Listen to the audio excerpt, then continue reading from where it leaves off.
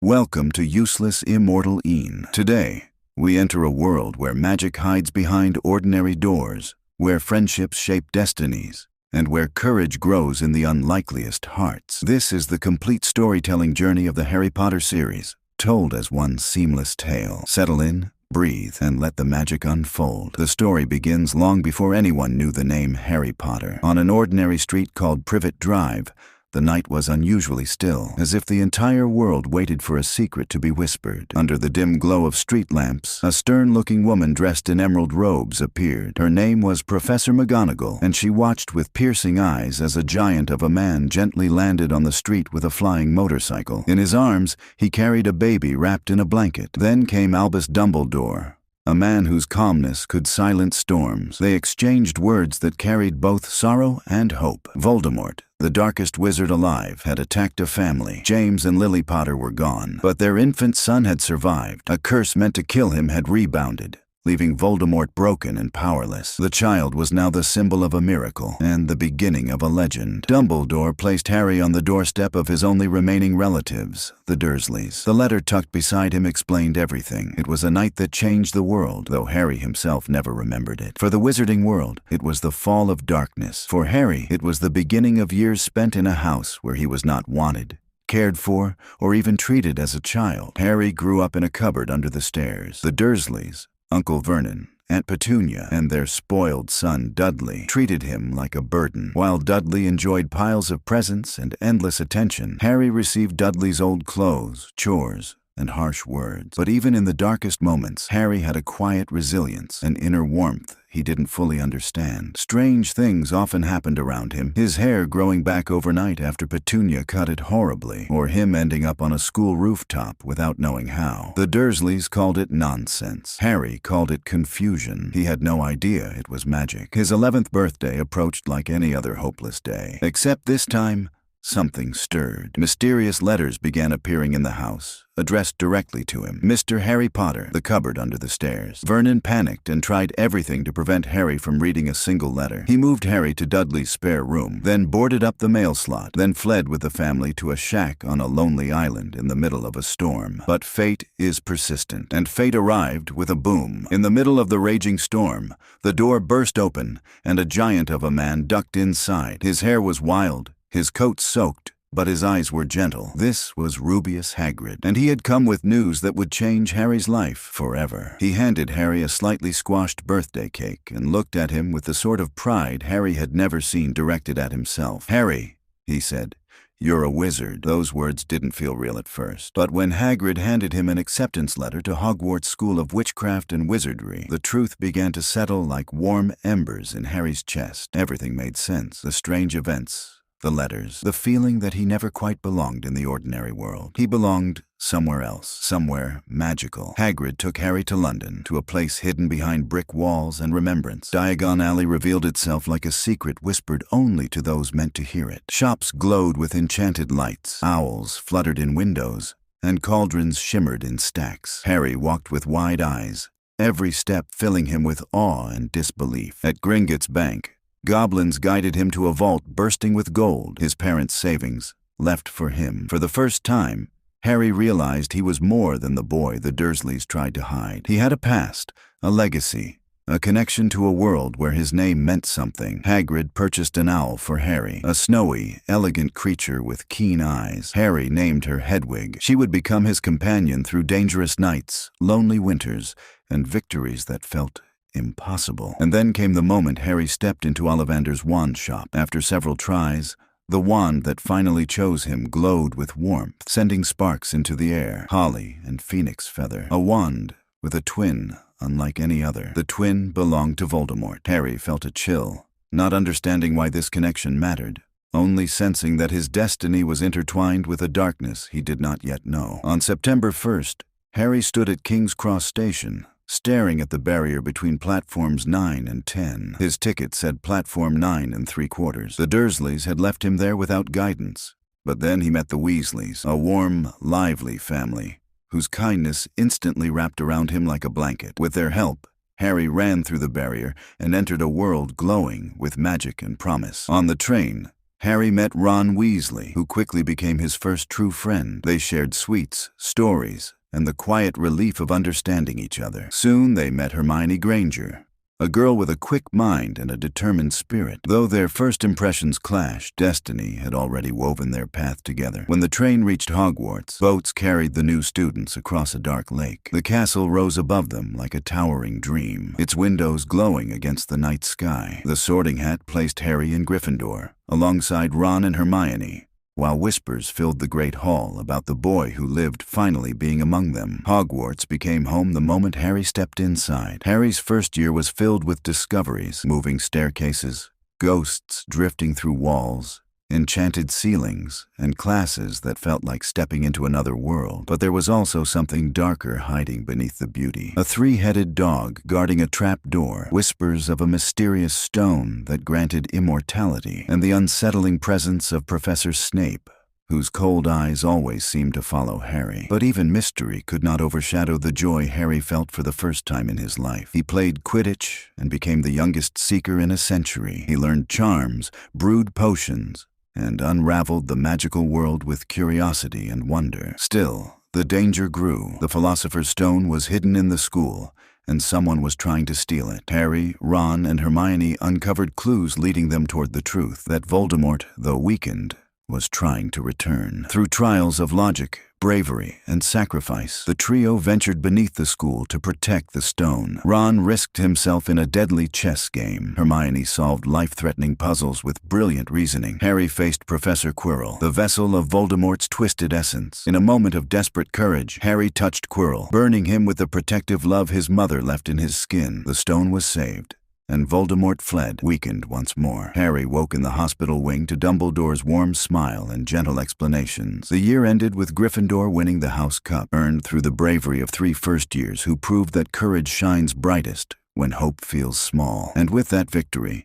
Harry returned to the Dursleys for the summer, but this time, he knew he had a home waiting for him at Hogwarts. Harry's second year began with warnings. A house elf named Dobby appeared in his bedroom, begging him not to return to Hogwarts. Something terrible was going to happen. Harry didn't listen. He couldn't imagine Hogwarts being dangerous enough to stay away. But Dobby's frantic attempts to stop him escalated into chaos, including blocking Harry from entering the barrier to the platform. In desperation, Harry and Ron took a flying car to Hogwarts, crashing into the Whomping Willow, which punished them thoroughly. But danger was indeed lurking. Students began turning up petrified, frozen like statues. A message written in blood appeared on the wall. The Chamber of Secrets has been opened. Fear spread through the school. Rumors spoke of a monster, released from a hidden chamber by the heir of Slytherin. Harry discovered he could hear a voice others couldn't, a slithering whisper that hinted at violence. It chilled him, hinting at something ancient and hateful. Whispers turned toward Harry. Some believed he might be the heir because he could speak Parseltongue, the language of snakes. Even Harry wondered who he truly was, but the truth waited in the shadows. Hermione, before being petrified, left a clue. The monster was a basilisk, a giant serpent whose gaze could kill. Harry and Ron followed the trail of clues into the depths of the school. They found the entrance,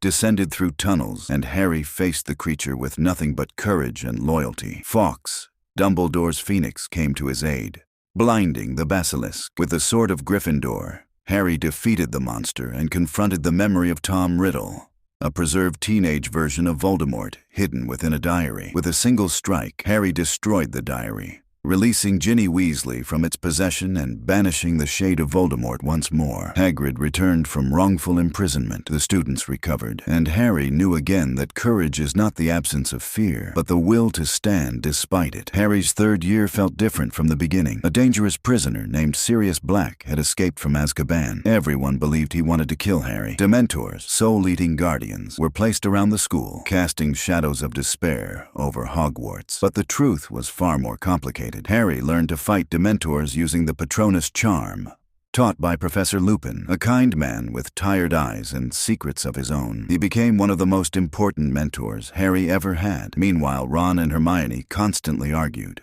especially about Hermione's cat and Ron's rat. Beneath the humor, something darker stirred. The truth broke open in the shrieking shack. Sirius Black was not Harry's enemy. He was his godfather, a man who loved Harry's parents and had been wrongly accused. The true betrayer was Peter Pettigrew, hiding for years disguised as Ron's rat. Harry had the chance to end Pettigrew's life, but chose mercy. It was a decision that reflected growing wisdom in his heart. Though Sirius could not yet be free, he gave Harry a sense of family he had longed for his entire life. The return of darkness. After the revelations of the third year, Harry returned to Hogwarts for his fourth year with a growing sense that danger followed him in ways he couldn't yet understand. The magical world tried to distract itself with excitement, hosting the legendary Triwizard Tournament. Students from other wizarding schools arrived, and the air buzzed with pride and rivalry. Harry didn't plan to enter. He wasn't even allowed to, but on the night the Goblet of Fire selected the champions, a fourth name emerged in blue flames. Harry Potter. Gasps filled the great hall. Harry stared in disbelief. He hadn't put his name in. He had no idea who had. But the magic of the goblet was binding,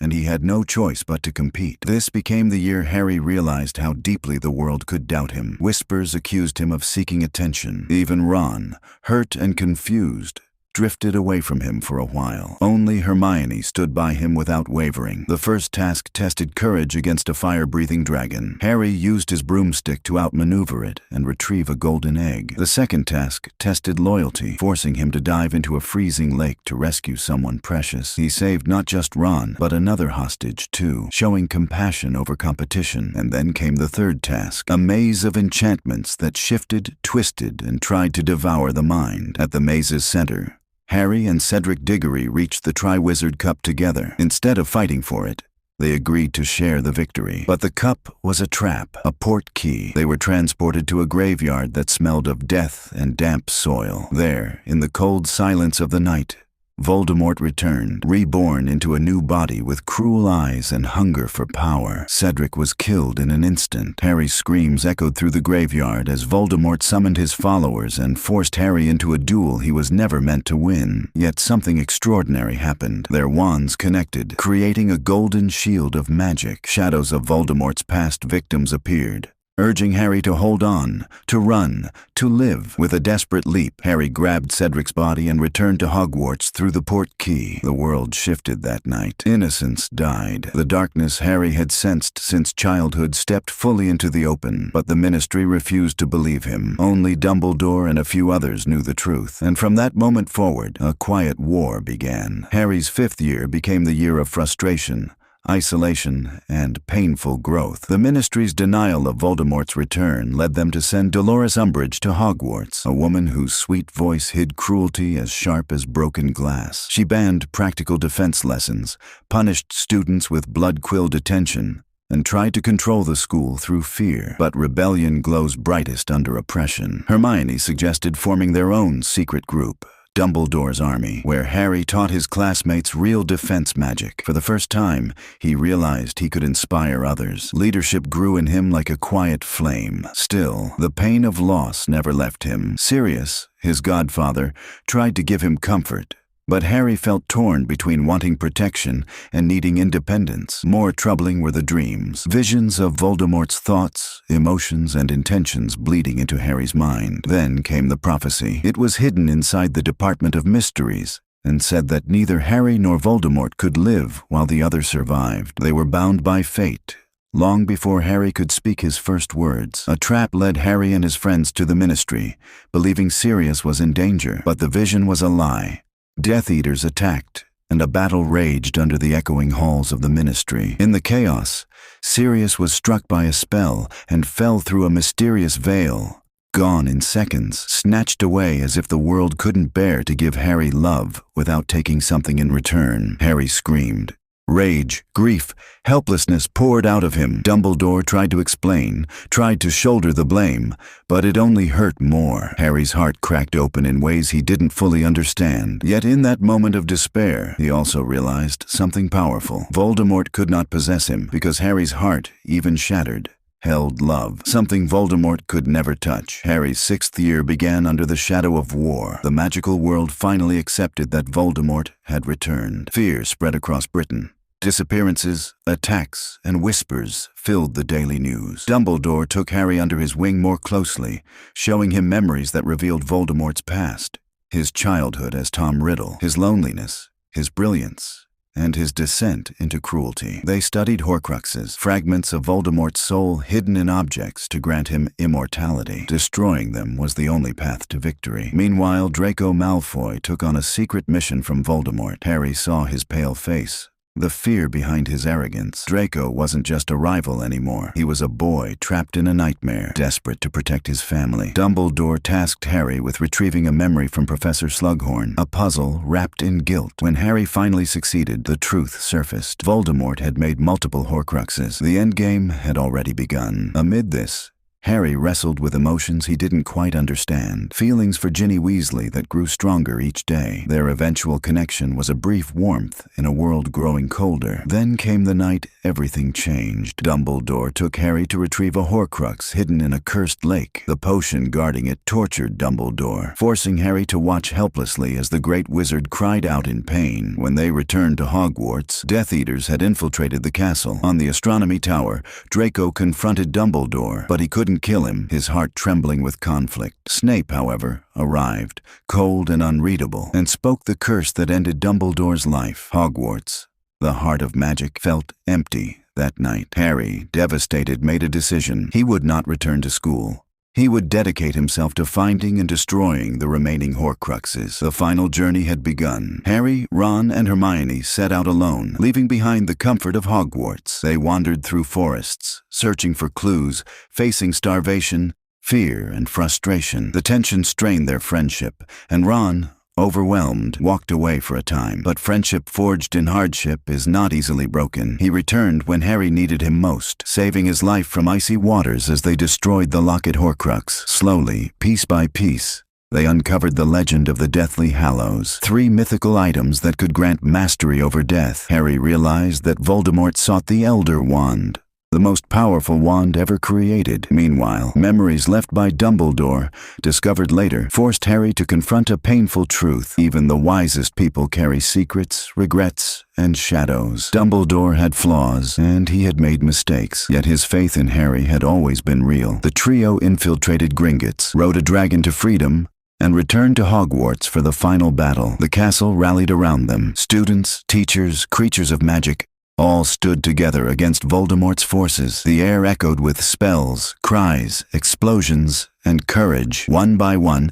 the remaining Horcruxes fell. But then Harry learned the deepest truth of all. He himself was an accidental Horcrux. A fragment of Voldemort's soul lived inside him, tied to the curse that failed when he was a baby. To end everything, Harry had to die. With quiet acceptance, he walked alone into the Forbidden Forest. Each step felt heavier than the last. He thought of his parents, of Sirius, of the friends who stood by him when the world turned against him. When Voldemort cast the killing curse, Harry felt no pain, only a warmth, a release, a final drifting. But death did not claim him. He awakened in a dream-like King's Cross, greeted by Dumbledore. The love that had protected Harry throughout his life protected him again. The piece of Voldemort's soul inside him had been destroyed, but Harry himself could choose to return, and he did. The final battle erupted as Harry faced Voldemort in the Great Hall. With the Elder Wand refusing to kill its true master, Voldemort's final curse rebounded, and the darkness that had haunted the world for decades disappeared in a whisper. Peace, fragile but hopeful, returned. Hogwarts rebuilt itself slowly. Friendships healed. Families mourned and held each other tight. Harry, Ron, and Hermione stepped into adulthood carrying scars, memories, and the deep understanding that courage is not loud. Sometimes it's quiet. Sometimes it's choosing to stand again after the world breaks you. Harry named his children after the people who shaped his journey: James Sirius, Albus Severus, and Lily Luna. Whenever he looked at them, he saw echoes of love, sacrifice, and the legacy of lives lived bravely. And thus, the story of the boy who lived became the story of the man who learned to live, with hope, with love, and with the belief that even in the darkest times, light waits patiently to return. After Voldemort's fall, the wizarding world breathed for the first time in decades. It was not a joyful celebration at first. It was quiet. It was heavy. It was the kind of silence that comes after a massive storm, when you walk outside and see the damage, but also feel grateful to still be standing. Hogwarts lay scarred. Walls were destroyed. Towers cracked. Stones burned. But people came together to rebuild it, not just with magic, but with hands, with care, with the kind of tenderness that grows only after surviving darkness. For Harry, waking up after the final battle felt like surfacing from deep water. His body ached, but it was the weight inside him that felt heavier. He saw faces he would never see again. Fred Weasley, Lupin, Tonks, Colin Creevey, and so many more. Each name carried a story, a smile, a moment of bravery. Harry walked through the great hall slowly, stopping to kneel by Fred. The Weasley family circled around him, crying quietly, holding each other. George touched his twin's face with trembling hands, as if trying to memorize every detail before letting go. Harry wanted to comfort them, but words felt too small. Grief has no spell. No charm heals it instantly. It softens only when we carry it together. In those hours after the war, Harry did not feel like a hero. He felt human. Exhausted, grateful, and broken in places he didn't yet understand. But he also felt something he hadn't felt in years. He felt free. For the first time since he was 11, no prophecy followed him. No dark wizard hunted him. No secret burden weighed him down. The world was broken. Yes, but it was his world, a world that had survived. In the days following the battle, the trio found a strange peace. They slept for long hours, sometimes waking to simple meals, sometimes talking into the night about nothing and everything. Ron cracked small jokes to lighten the heaviness. Hermione made lists. Even during grief, structure gave her strength. Harry walked the halls silently, touching familiar walls, remembering first-year excitement, second-year terror, third-year discoveries, and every year that shaped them. Their friendship grew deeper in those quiet days. It wasn't the laughter or the adventures that defined them now. It was the comfort of simply existing together, having survived what should have destroyed them. There were moments of warmth. Professor McGonagall placing a gentle hand on Harry's shoulder. Hagrid pulling him into a hug that nearly cracked his ribs. Ginny sitting beside him without saying a word, which meant more than any speech. Healing rarely announces itself. It grows slowly, like grass after winter. The ministry changed overnight. Kingsley Shacklebolt became Minister for Magic, and brought sanity back to a government that had twisted truth for too long. Aurors chased down the last of Voldemort's followers, while healers worked tirelessly to help the wounded. Harry, Ron, and Hermione were offered Order of Merlin honors, but none of them cared much about titles. They wanted something simpler, a return to normal life. Hermione made the first major decision. She left Hogwarts temporarily to find her parents in Australia, reversing the spell she cast to protect them. Her reunion with them was quiet and emotional. She returned with a clearer heart, ready to rebuild her life. Ron joined George at Weasley's Wizard Wheezes. George needed someone beside him, someone who understood the weight of losing a twin. Ron stepped in not out of duty, but out of love. Helping George gave him purpose again. Harry walked a different path. He visited Godric's Hollow more often, standing at his parents' graves, speaking to them in ways he never could before. He also spent time with Andromeda Tonks, helping care for little Teddy Lupin, the child left behind by Tonks and Lupin's sacrifice. Harry promised himself he would give Teddy the love and presence he never had as a child. Life slowly found its shape. Months after the war, Hogwarts reopened its doors fully repaired. The castle stood stronger than before, not because of magic, but because of the memories etched into every stone. Harry, Ron, and Hermione decided to return for their final year. They could have moved on, but Hogwarts had been their home, their sanctuary, their battleground, and their childhood. Ending it properly felt right. Walking into the Great Hall again filled Harry with a strange mix of nostalgia and pride. Younger students looked at him with awe, but he no longer felt defined by fame. He felt older, grounded, shaped by hardship. Classes resumed. Life resumed. Laughter returned to hallways that once echoed with fear. Hermione dove into studies with renewed passion. Ron struggled but improved, often helped by Hermione's patient explanations. Harry found peace in quieter things, flying when the sky was clear, sitting by the Black Lake, or exploring empty corridors in the evening. The trio's bond was different now, softer, wiser, built not on adventure but on understanding. After graduating, their lives naturally branched out. Harry joined the Auror office under Kingsley's leadership. Unlike the dangerous role it had once been, it became an opportunity to reshape the magical justice system. Harry fought corruption, built fairer policies, and trained new Aurors with kindness rather than fear. Ron worked at the ministry for a while before returning to help George full-time. The shop became one of Diagon Alley's brightest places, filled with laughter that reminded people the world could still be joyful. Hermione became an advocate for magical rights, particularly for house elves and other marginalized creatures. Her intelligence, compassion, and perseverance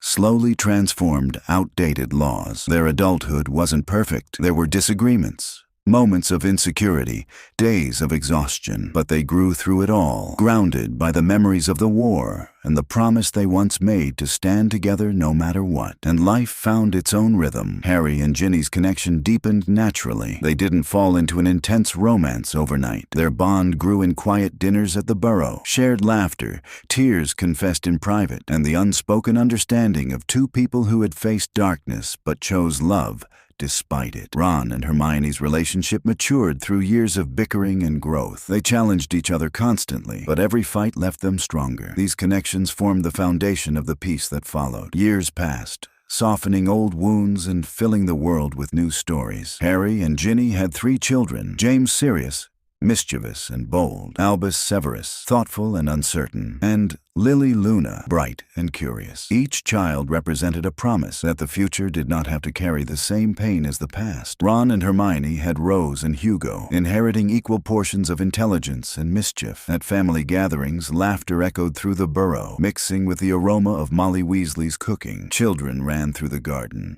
broomsticks wobbling under inexperienced hands, while adults watched with the contentment of people who knew the value of peace. Harry often sat at these gatherings quietly, smiling as he watched the people he loved most. He still felt the shadows of loss sometimes, especially when he saw George alone at the edge of the party, or heard Teddy laughing in ways Remus would have cherished. But instead of breaking him, the memories strengthened him. Loss had shaped his childhood. Love shaped his adulthood. That balance became the heart of his life. Harry never sought fame, but his story became part of wizarding history. Children grew up hearing tales of the boy who lived, the chosen one, the man who defeated Voldemort. Harry always dismissed the title, telling his kids something far simpler. Bravery is not about being fearless. It is about choosing what is right even when everything hurts. Albus Severus struggled most with the weight of his name. He feared disappointing his father. Harry, understanding that pressure deeply, told him, "You were named after 2 men who taught me that the bravest people are often the ones who doubt themselves. You will make your own choices. You will be your own person, and I will love you through all of it." This moment became a turning point for both of them. Legacy is not what you leave behind for the world. It is what you build within the hearts of those who follow. Peace does not remain perfect forever. Small challenges rise. Conflicts brew again. But Voldemort's reign taught the magical world something important: that unity is stronger than division, that love is stronger than fear, and that every generation must protect the freedom earned by those before them. Harry never looked for another prophecy, or waited for another enemy to rise. He lived simply, honestly, valuing moments like watching his children board the Hogwarts Express, sharing tea with McGonagall in her office, visiting Hagrid with fresh cake from Molly, flying over an open field on a quiet evening, holding Ginny's hand during late-night conversations. These moments were not grand or heroic. They were human. And for Harry, that was enough. When people told the story of Harry Potter, they often focused on the battles, the spells, the near-death escapes. But the truth underneath the legend was much softer. Harry's story was not about defeating a dark wizard. It was about learning what kind of man he wanted to become. A man who could choose love over fear. A man who could forgive without forgetting. A man who could carry pain without letting it harden his heart. A man who could accept help, friendship, and sacrifice. A man who could build a life worth living after surviving one that nearly broke him. This was the legacy that quietly shaped the world long after Voldemort disappeared. To understand Harry's journey fully, it helps to look back at how everything began. Not with magic, but with loneliness. Before Hogwarts, Harry grew up feeling unwanted, unseen, and unheard. That childhood carved a hole inside him, one he filled slowly over the years with friendship, bravery, and love. Every time someone offered him kindness, Hagrid bringing a birthday cake, Ron sharing a sandwich on the train, Mrs. Weasley hugging him like her own. Those moments built a foundation that allowed Harry to rise again and again, even when the world pushed him down. This emotional truth followed him through every adventure. His strength was never in his magic, it was in his heart. When he faced Quirrell, it was his mother's love that saved him. When he faced the basilisk, it was loyalty to Ginny that pushed him forward. When he faced dementia, it was memories of joy with his friends that protected him. When he faced Voldemort in the graveyard, it was the echoes of his parents that guided him. When he walked into the Forbidden Forest to die, it was love, the one force Voldemort could never understand, that carried him. Harry's childhood, painful as it was, shaped a resilience that lit every chapter of his life. Ron's journey is often quieter, but no less powerful. He grew up overshadowed by brothers who seemed more talented, more successful, more admired. When he became friends with Harry, he feared being seen as just the sidekick. But Ron's real power was never in fame. It was in loyalty. He stood by Harry when the world doubted him. He made sacrifices that few noticed. He kept humor alive even when things felt unbearable. He left during the Horcrux hunt, yes, but he returned because love pulled him back. Ron's character reminded the world that you don't need to be chosen to matter. Sometimes the strongest heroes are the ones who stay when it's hardest. Hermione's brilliance was more than academic. Her real strength was her courage. The courage to challenge authority, to question tradition, to break rules when lives depended on it. She was the one who brewed Polyjuice Potion as a child. She was the one who found clues that saved lives. She protected Harry and Ron with spells she mastered long before she needed them. She stood for justice when others stayed silent. Hermione carried the weight of being right in a world that often ignored her. But she never stopped trying, never stopped fighting, never stopped believing in something better. Without her, the trio wouldn't have survived even their first year. Hogwarts was more than a school. It was a sanctuary filled with people who guided Harry at every turn. Dumbledore, a man of wisdom and secrets. He saw potential in Harry long before Harry saw it in himself, but he also made mistakes born from fear of repeating past tragedies. His love for Harry was deep, but complicated. He protected Harry, prepared him, and trusted him with the future, even when it meant holding back painful truths. Snape, a man carved from bitterness and regret. His love for Lily Potter shaped every choice he made. He lived a life of sacrifice, hiding courage behind cruelty, and carrying hatred as a shield to disguise his loyalty. His story showed that heroes come in unexpected forms. McGonagall, firm, fair, and fiercely protective. She encouraged Harry with quiet pride, defended him with unwavering strength, and guided him like the mentor he didn't know he needed. Hagrid, the first person to ever show Harry love. His kindness broke through Harry's loneliness instantly. Hagrid's heart was enormous, carrying innocence, courage, and unconditional loyalty. These adults shaped Harry's understanding of the world. They taught him that strength comes in many forms, and that good people are often flawed, but still noble. Harry's story wasn't made of victories alone. It was shaped by the shadows that followed him. The pain of being different every year. Harry struggled with attention he never wanted. Fame built walls between him and others. He longed for anonymity, for normalcy, but destiny rarely allows such things. Nightmares and trauma. Watching Cedric die haunted him. Hearing his mother's scream echoed through his dreams. Facing Dementors drained him not just of happiness, but of peace. Fear of becoming like Voldemort throughout his journey. Harry feared that his connection to Voldemort meant something dark lived inside him. He questioned his anger, his impulses, his similarities to Tom Riddle. The burden of the prophecy, learning that he must either kill or be killed, crushed him. It was a weight placed on the shoulders of a teenager who simply wanted to live freely. But Harry never allowed these shadows to define him. He carried them with honesty and confronted them with courage. The final battle was more than the fall of a dark wizard. It was a collision of generations. Students who once struggled with homework stood on the front lines. Teachers risked everything to protect their school. Creatures of the forest joined forces with humans. Families reunited, fought,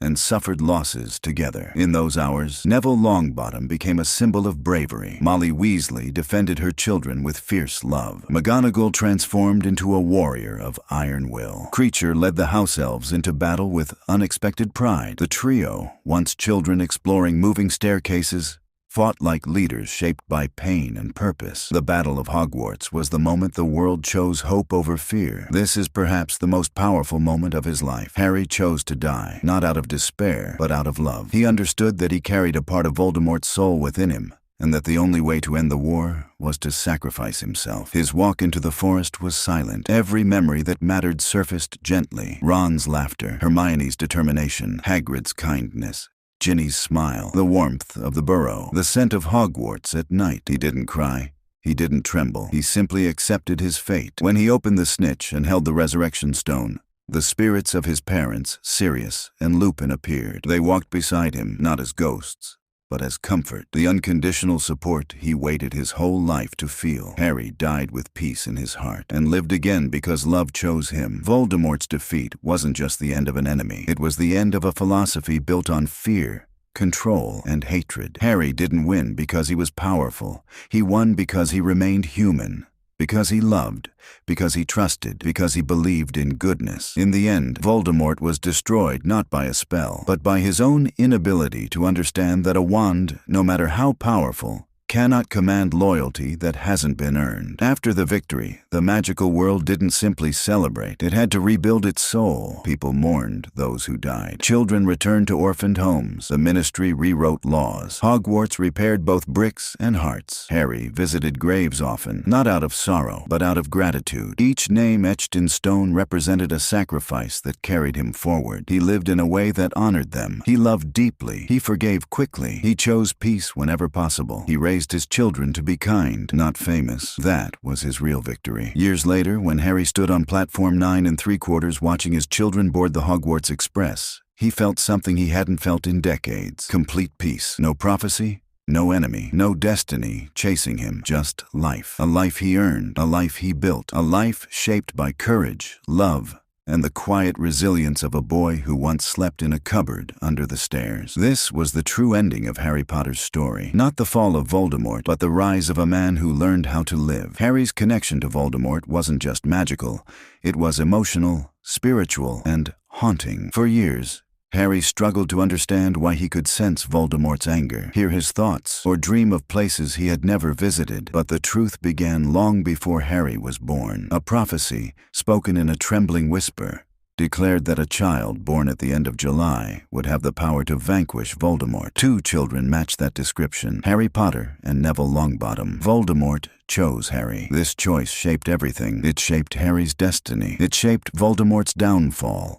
It shaped the fate of the wizarding world. Harry never asked to be chosen. He never wanted glory or fame or a prophecy attached to his name. Yet he accepted the burden with a quiet strength that defined him far more than magic ever could. Understanding Voldemort gives deeper meaning to Harry's journey. Tom Riddle grew up in an orphanage, abandoned by both magical and non-magical parents. He discovered his magical abilities alone, without love, guidance, or compassion. His childhood filled him with bitterness, superiority, and fear of vulnerability. He sought control because he feared weakness. He sought immortality because he feared death. He sought domination because he feared insignificance. His cruelty wasn't born from power. It was born from emptiness. Harry was the opposite. He grew up unloved but discovered love through others. He feared loneliness, not death. He chose connection over control. Their lives stood in contrast like mirrors reflecting 2 possible futures, one shaped by love, the other shaped by the absence of it. This contrast made their final confrontation more than a battle. It was the culmination of 2 philosophies colliding. Harry's greatest shield wasn't a wand. It was the people who loved him. Ron. His unwavering loyalty grounded Harry during moments of doubt. He taught Harry what it felt like to belong to a family. Hermione. Her logic, bravery, and fierce compassion saved him countless times. She gave structure to chaos and hope to hopeless situations. Ginny, her fire, matched Harry's in a way that made him feel understood. She didn't see him as a symbol,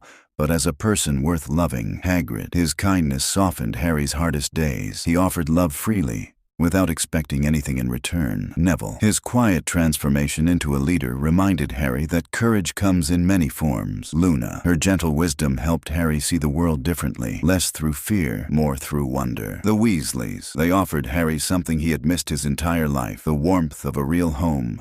Noisy dinners, laughter, hugs, and unconditional acceptance. These bonds kept Harry alive far more often than magic did. In every moment of doubt, love brought him back. The search for Horcruxes was not just an adventure, it was a test of character. Each Horcrux was infused with despair, hatred, and manipulation. Carrying one slowly corroded the heart, amplifying fears and insecurities. The locket whispered to them, turning friendship into conflict. The ring tempted Dumbledore with visions of lost family. The diary preyed on Ginny's loneliness. The cup hid deep in the heart of Gringotts. The diadem waited in the shadows of the Room of Requirement. Destroying them required more than magic. It required courage, sacrifice, and painful self-reflection. During the hunt, the trio faced the darkest version of themselves. Ron feared being replaced. Hermione feared failure. Harry feared becoming like Voldemort. The quest tested not just their abilities, but their souls. Hermione's quiet tears at night. Ron's frustration boiling into anger. Harry's silent guilt weighing on every decision. These moments revealed their humanity, their flaws, their vulnerabilities, but also their deep commitment to each other. The destruction of each Horcrux felt like peeling away layers of darkness that had smothered the world for decades. Hogwarts wasn't just a castle, it was a character in the story. Its whispering halls, moving staircases, and ancient secrets held generations of memories. It became Harry's true home, the place where he felt safest, where he built friendships, and where he learned who he was. Every corner of the school held meaning. The courtyard where students laughed together, the great hall where triumphs were celebrated, the forbidden forest where truths were revealed, the Quidditch pitch where Harry felt free, the Room of Requirement which appeared when hope seemed lost, the Gryffindor common room, warm like a hearth in winter. Hogwarts shaped Harry not just through lessons, but through experience. It taught him bravery, it taught him responsibility, it taught him loyalty. That is why the final battle happening there felt right. The school itself rising to protect its children, animated statues charged into war. Teachers cast spells with fierce determination. Students armed themselves with whatever they could find. Hogwarts became the heart of resistance. One of the most profound twists in Harry's story was the truth about the Elder Wand. Voldemort believed it would make him invincible. He killed, manipulated, and hunted for it. He sought power as if it could fill the void inside him. But the wand never truly belonged to him. It belonged to Draco, who had disarmed Dumbledore. And then it belonged to Harry, who disarmed Draco. Power chose humility. Loyalty chose compassion. Voldemort, blinded by arrogance, never understood that magic responds to intention more than force. When he cast the final curse, it rebounded because the wand refused to harm its true master. Victory belonged not to strength but to understanding. Not to fear, but to love. Even in triumph, Harry felt the sorrow of what was lost. He walked among the fallen, whispering silent thank yous. He hugged survivors with tears he rarely let fall. He let himself feel everything: grief, relief, exhaustion, and hope. These emotions shaped him more than any spell or battle. He didn't celebrate Voldemort's death. He mourned the years of pain that led to it. He didn't rejoice in being a hero. He cherished the normal life awaiting him, a life he never thought possible. He didn't crave recognition. He wanted love, peace, and a chance to build a future free from prophecy. His victory was not in killing Voldemort. It was in refusing to become him. As the years passed, Harry built a life centered around meaning instead of glory. He visited Hogwarts often, walking through the repaired halls, smiling at first-year students who marveled at everything. He visited Lupin and Tonk's graves, updating them on Teddy's life. He visited Hagrid's hut, sharing old stories and warm tea. He visited the burrow, where the door always opened before he knocked. Life became gentler. The world became brighter. The darkness that once covered everything faded into memory, not forgotten, but transformed. Harry finally understood that some scars stay visible, but they no longer hurt when love surrounds them. People told stories about him, the boy who lived, the chosen one, the savior of the wizarding world. But when Harry thought of his legacy, he thought of something simpler. He wanted his children to know that kindness is stronger than cruelty, that sacrifice is meaningful only when chosen freely, that bravery grows in ordinary hearts, that love is the greatest magic in existence. He wanted them to understand that life is not defined by prophecies or destiny, but by the choices we make in small, quiet moments. Harry Potter's legacy was not defeating Voldemort. It was proving that even a child who grew up unloved could change the world by choosing love instead of hate. Even after the war, Harry carried silent battles within himself. Trauma does not disappear with victory. It settles in memories, in the quiet moments when the world grows still. But Harry faced these emotional wounds the same way he faced every danger, with honesty and a desire to understand himself better. Sometimes he woke at night hearing echoes of Voldemort's voice. Sometimes he saw Cedric's fall in dreams. Sometimes he remembered Sirius slipping through the veil, or Fred's laugh silencing forever. But instead of burying these memories, Harry learned to see them with compassion. They were not reminders of pain alone. They were reminders of love, courage, and the lives that shaped his own. Over time, the nightmares softened. The grief turned into gratitude. The fear transformed into wisdom. This emotional healing became part of Harry's journey. Quiet, invisible, but profoundly human. Ron's path after the war was a story of self-worth. For most of his childhood, he lived in the shadows of heroes: Dumbledore, Harry, his brothers, even Hermione. But adulthood brought him into his own light. Working with George at the joke shop allowed him to rediscover joy. Ron had always been funny because humor was his shield, but now it became his strength. The shop flourished because George had creativity and Ron had heart, an intuition for what people needed to laugh again. Ron wasn't the boy overshadowed by others anymore. He had become a man who carried a whole world of warmth around him. At home, he became a loving husband and a protective father, teaching his children the value of courage, curiosity, and resilience. He didn't teach them greatness. He taught them goodness, and that made him great in his own quiet way. Hermione entered adulthood with the same fire she carried at 11, a determination to make the world better, fairer, kinder. But now her intelligence was shaped by experience, by war, by loss, and by deep empathy. She fought for magical creature rights, rewriting laws that had ignored suffering for centuries. She reformed the ministry from the inside, a voice of reason and justice in halls that had once been corrupted by fear. She balanced ambition with compassion, never forgetting the value of simple kindness. Hermione's strength wasn't loud. It was steady, determined, and deeply human. People admired her not because she was brilliant, but because she used her brilliance for others. Ginny's journey was one of quiet resilience. She survived possession by Voldemort as a child, fought in the Battle of Hogwarts, and grew into a woman defined not by tragedy,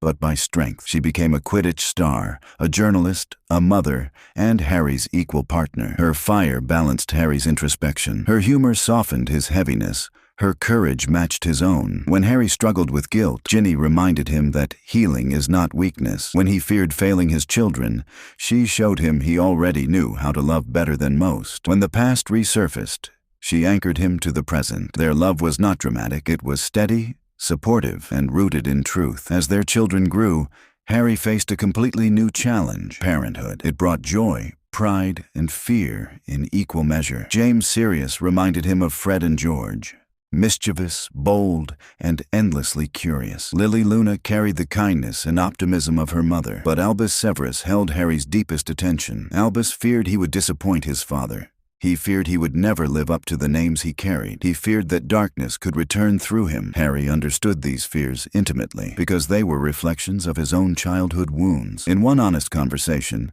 Harry told Albus, "I was afraid of my destiny too, but life is not about living up to someone else's name. It's about living in a way that feels true to your heart. You are not me or Snape or Dumbledore. You are you, and that is enough." It was the kind of reassurance Harry wished someone had given him when he was young. The evolution of the wizarding world. After Voldemort's fall, the magical world transformed in countless ways. House elves gained rights Hermione fought years to secure. Muggle-borns no longer lived in fear of persecution. Aurors focused on justice, not control. Hogwarts welcomed new classes, new protections, new perspectives. Creatures once feared, centaurs, merpeople, giants, found new alliances with the Ministry. The next generation grew up in a world shaped by equality rather than fear, a world built not on blood purity, but on character. This was the victory Harry cherished most, not the end of a war, but the beginning of a kinder era. Harry's adulthood was filled not with grand events,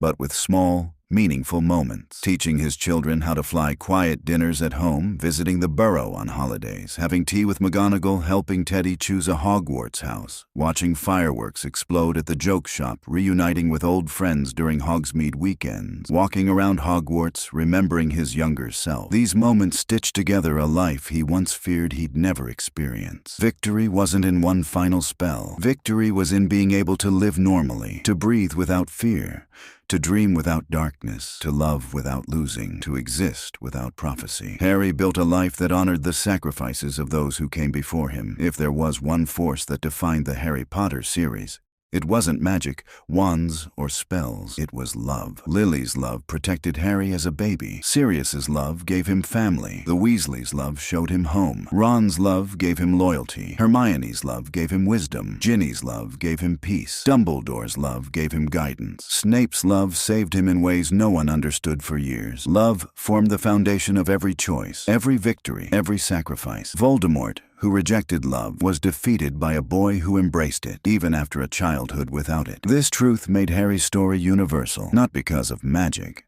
but because of humanity. The Harry Potter series became globally loved, not because it is a fantasy, but because it reflects real life. We all face fears. We all experience loss. We all long for belonging. We all seek meaning. We all hope for light after darkness. Harry's journey resonates because it mirrors the journey of every person trying to find courage, love, and purpose in a complicated world. It reminds us that heroes can come from anywhere. Friendship is a form of magic. Family can be chosen. Love is stronger than hate. Bravery is choosing right over easy. Darkness can be defeated, but never with darkness. Ordinary people can change the world.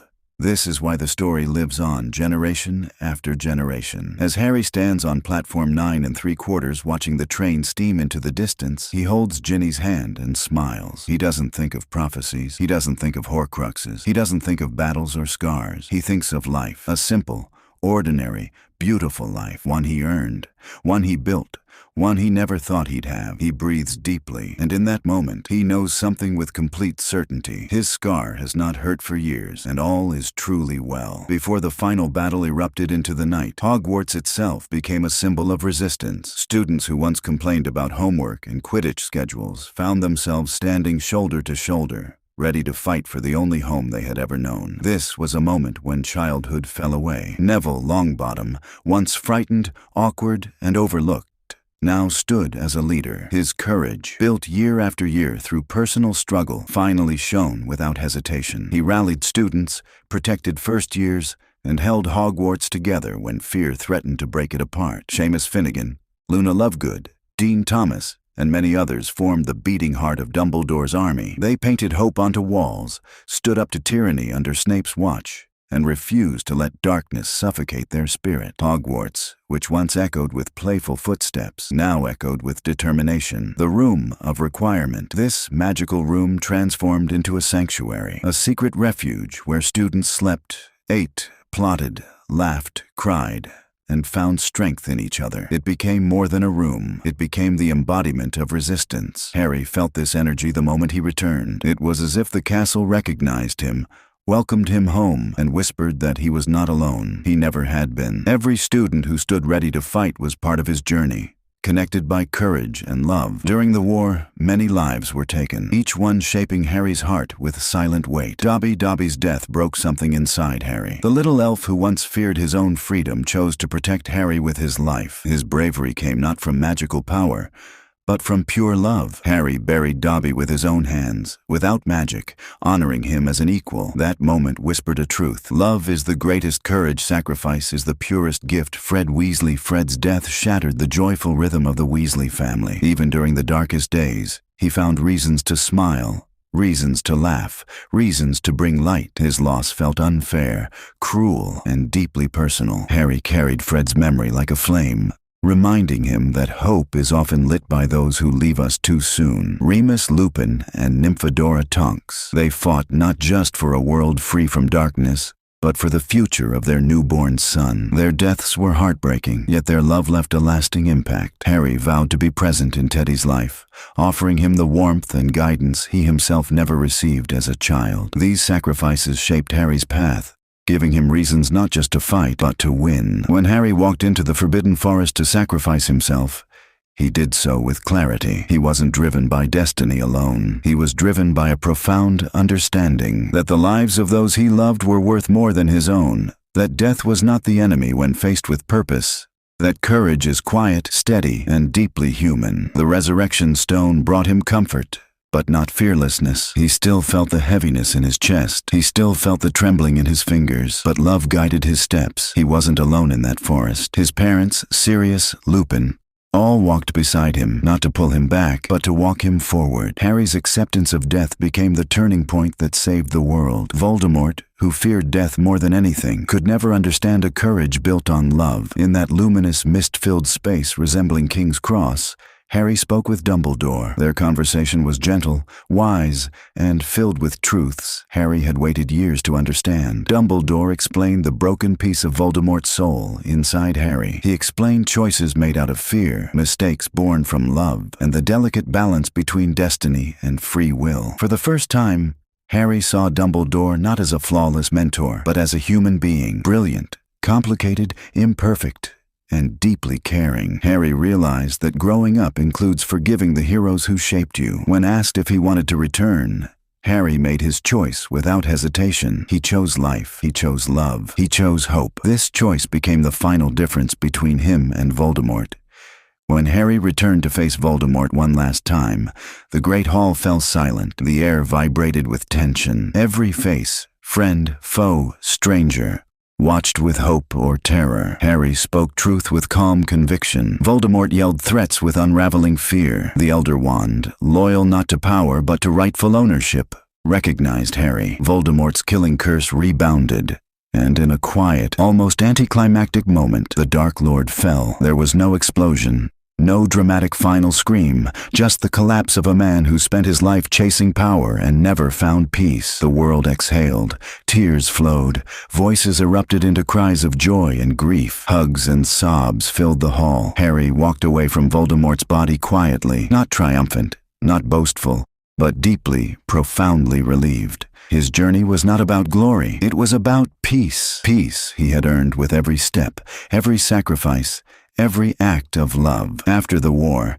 Harry spent time at the Burrow, a place that had always felt more like home than Privet Drive ever did. The house was loud, chaotic, warm, and comforting. The Weasleys mourned Fred, but they also supported each other fiercely. They held Harry close, fed him, comforted him, and let him breathe in a way he hadn't since childhood. Harry experienced simple joys, helping George test a new joke product sitting beside Ginny on the porch during sunset, listening to Arthur's stories about Muggle inventions, sharing tears with Molly when the pain felt overwhelming, laughing with Ron, until midnight receiving Hermione's quiet, perceptive support. Healing doesn't happen quickly. It happens in small, human moments like these. Harry learned how to live not through magic, but through love. When the opportunity came to join the Auror office, Harry accepted not because he wanted power, but because he wanted justice. He helped reshape the department, ensuring fairness and compassion guided their work. He trained new recruits with patience and humility. He built a world where fear no longer dictated policy. Hermione, meanwhile,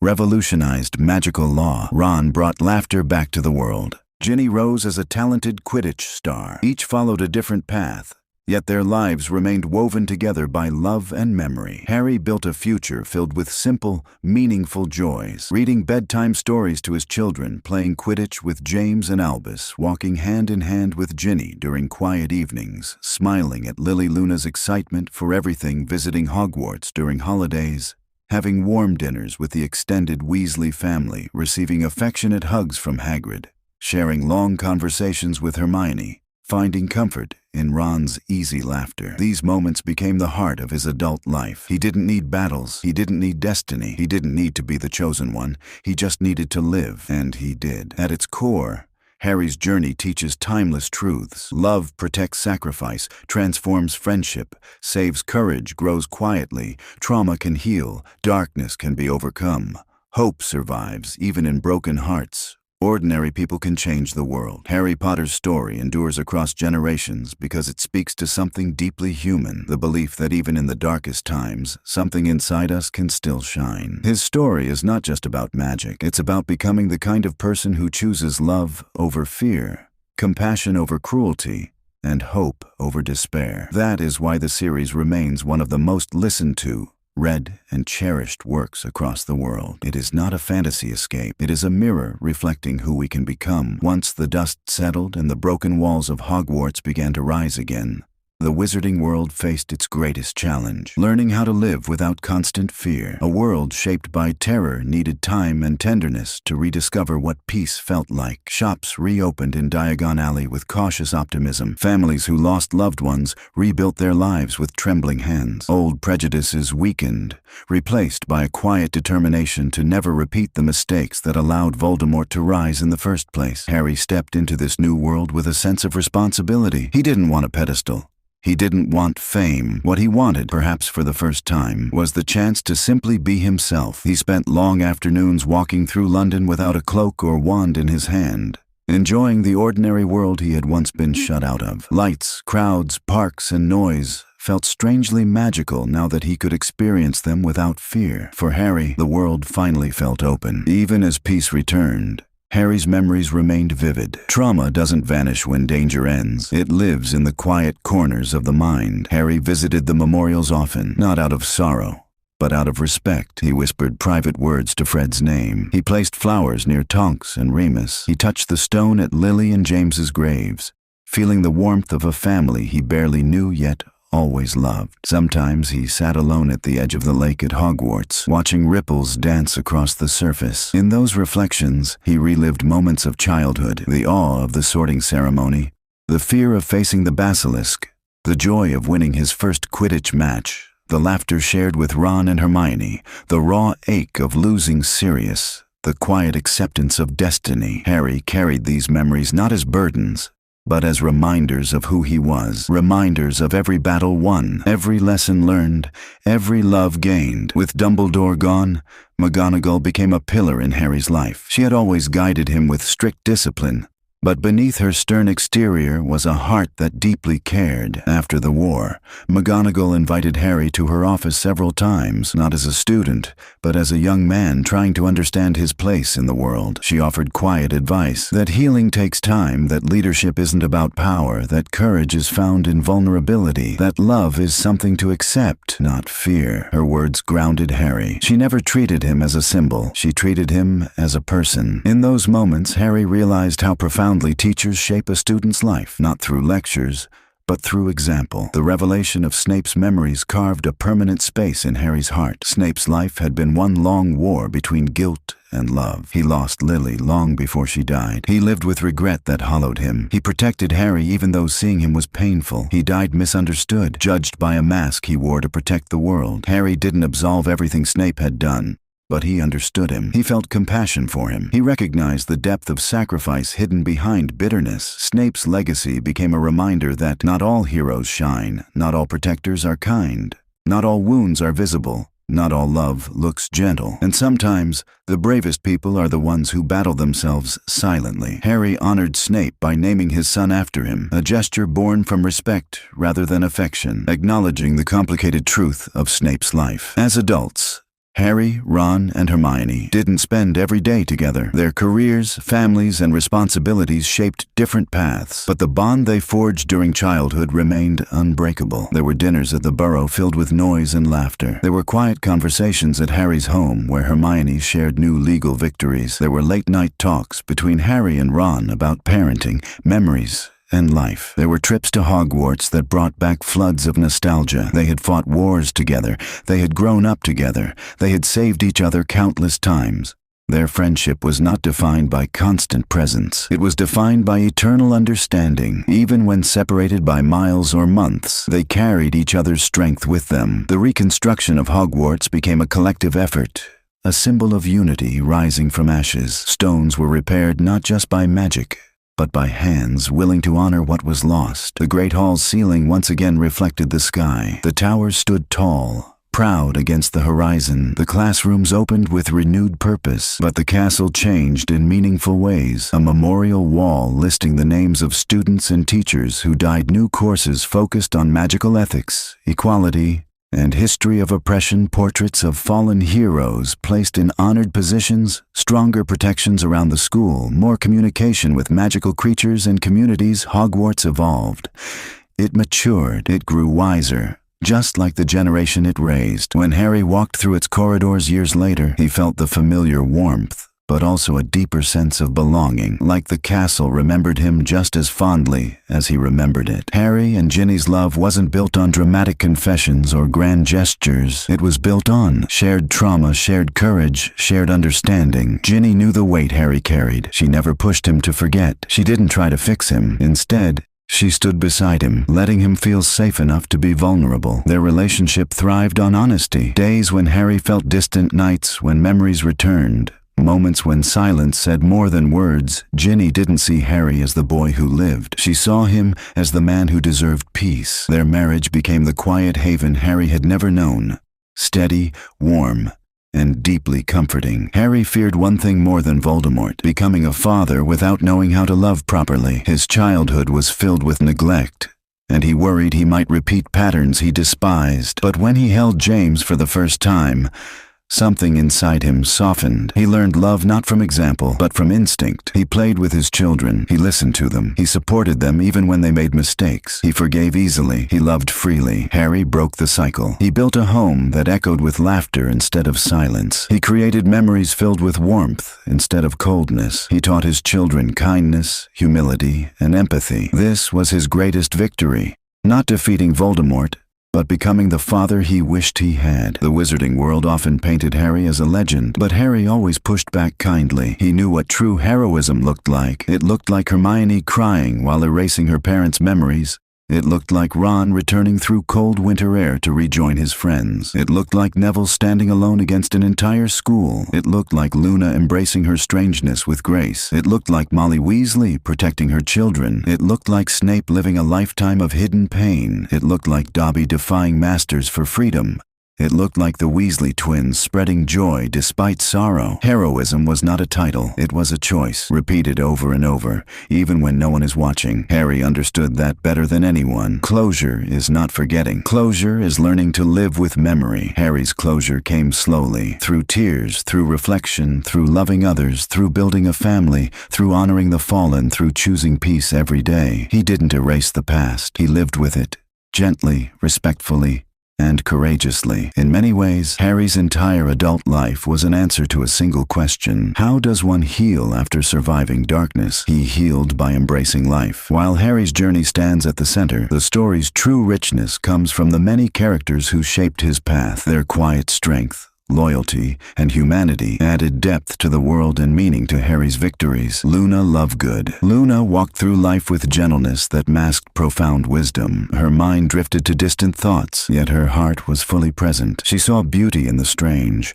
truth in the quiet, and hope where others found fear. She reminded Harry that the world is larger than pain, that imagination can heal, and that accepting one's uniqueness is a form of courage. Neville Longbottom. Neville's transformation stands among the most powerful arcs. Once frightened and self-doubting, he grew into a symbol of resilience. Every failure pushed him forward. Every act of bravery, no matter how small, shaped him into the leader who would one day raise his wand against Voldemort when few dared to speak. Neville taught everyone that courage isn't measured by talent, but by heart. Severus, Snape's story, changed everything Harry believed about loyalty and sacrifice. His bitterness came from love he could never express, and his cruelty hid a lifelong mission to protect Harry in honor of Lily. His choices were flawed, painful, and tragic, yet deeply human. In the end, Snape proved that love can guide even the most wounded souls toward nobility. Molly Weasley. To Molly, Harry was never the chosen one. He was a child who needed love. Her fierce protective nature, combined with warm affection,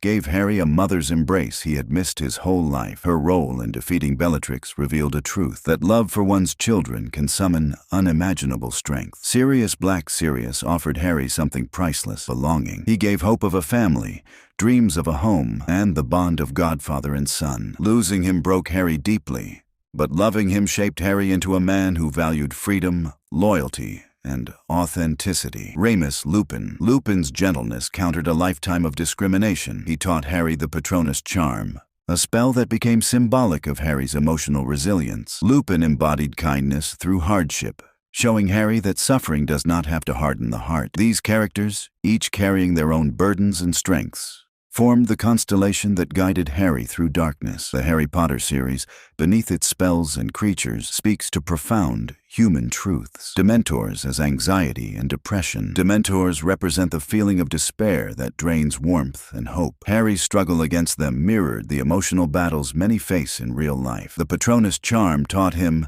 and readers, that happiness, memories, and connection can fight fear. Boggarts as fear. A boggart becomes whatever terrifies a person most. Facing one is an act of confronting personal fear, showing that fear shrinks when met with humor, support, or understanding. Horcruxes as the dangers of splitting oneself. Voldemort's Horcruxes symbolize the destruction of one's humanity through selfishness, cruelty, and avoidance of vulnerability. Harry destroyed them by embracing emotion, sacrifice, and love, the very things Voldemort rejected. The Deathly Hallows as the three paths of facing mortality. The story ultimately teaches that the Elder Wand represents seeking power, the Resurrection Stone represents clinging to the past, the Invisibility Cloak represents living life humbly, with acceptance. Harry chose the cloak's wisdom, accepting mortality with grace. After Voldemort's defeat, the wizarding world faced rebuilding not just buildings, but trust. Years of fear left emotional cracks that took time to mend. Communities hurt by discrimination demanded justice. Families who lost loved ones needed support. Children born after the war heard stories that felt unreal, yet shaped their identity. Harry understood that peace requires constant tending. He worked not just to fight crime, but to uplift those harmed by years of oppression. He focused on small conversations, gentle guidance, and fair treatment of everyone, even former adversaries who sought redemption. Peace was not a trophy. It was a responsibility. No matter how strong Harry became, some memories lingered with a sting. He sometimes heard faint echoes of Voldemort's voice. He sometimes remembered the cold fear of the graveyard. He sometimes saw Sirius falling behind the veil. He sometimes felt the heaviness of being hunted. But Harry learned something quietly powerful. Trauma doesn't disappear by forgetting. Trauma softens by acknowledging. Trauma heals by living fully despite it. He didn't erase the past. He grew around it. Slowly, courage became not the ability to fight, but the ability to live. Watching his children grow was the most healing part of Harry's life. James Sirius. Playful, confident, and full of mischief, James reminded Harry of the joy he missed in childhood. Seeing James grow up carefree brought Harry deep satisfaction. This was the childhood he wished he had. Albus Severus. Sensitive and introspective, Albus struggled with the weight of expectations. His fears mirrored Harry's own as a young boy. Their relationship deepened through honest conversations about identity,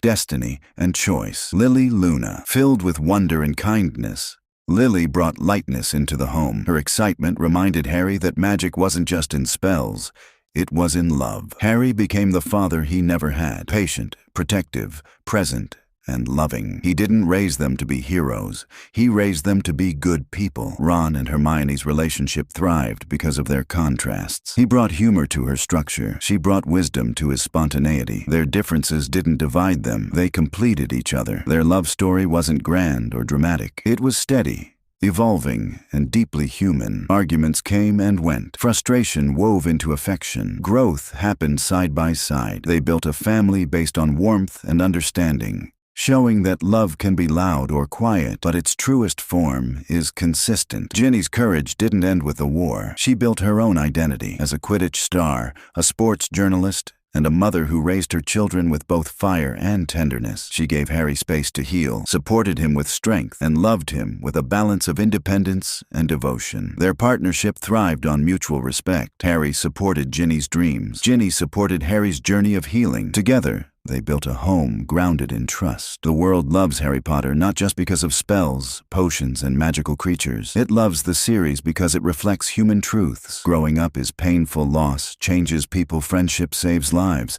Parents shape destinies. Fear can paralyze or motivate. Love is the strongest protection. Hope is a quiet but powerful force. Harry's world may be filled with magic, but its emotional core mirrors our own. People see themselves in Harry's loneliness, Hermione's ambition, Ron's insecurity, Neville's growth, and Luna's uniqueness. That universal relatability is what keeps the series alive across generations. When the war ended, Harry didn't seek glory or revenge. He sought life. Ordinary, peaceful, joyful life. He spent evenings reading on the couch with Ginny. He took his children to visit Hagrid. He shared homemade meals at the Burrow. He celebrated birthdays filled with laughter. He visited Hogwarts each year with quiet pride. He helped Teddy find confidence and belonging. He embraced the small, gentle pleasures he once thought impossible. Harry's life became a symbol of healing, a testament that even those who grow up in darkness can create a future filled with light. And in the years that followed, he understood something simple but profound. The real magic was never in spells.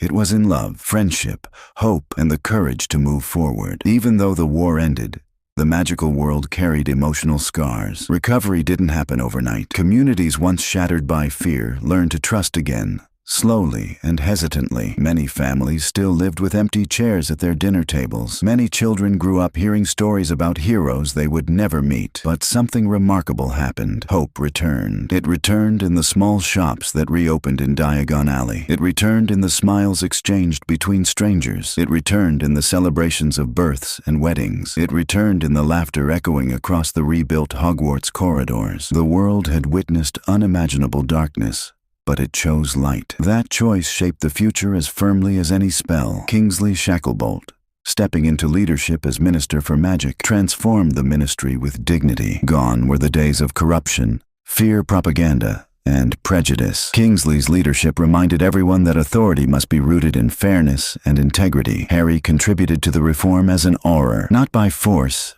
but by compassion. He believed justice wasn't about punishment alone. It was about rehabilitation, about truth, about creating systems that protected the vulnerable, not punished them. He insisted that power be used responsibly. He questioned decisions others accepted blindly. He treated everyone, even former enemies, with calm respect. This approach gave the Auror office a new identity. It no longer inspired fear. It inspired trust. A detail often forgotten in the grand tale of Harry Potter is how many ordinary people showed extraordinary courage. The shopkeepers of Diagon Alley, who hid young witches and wizards during Death Eater raids, who protected customers despite financial loss, who reopened their doors even when fear lingered in the air. Parents across the wizarding world who sent their children to Hogwarts with trembling hands, who prayed for peace, who raised children to choose kindness over prejudice. Unnamed members of the Order of the Phoenix who risked their lives without recognition, who placed enchantments on safe houses, who stood guard in cold nights.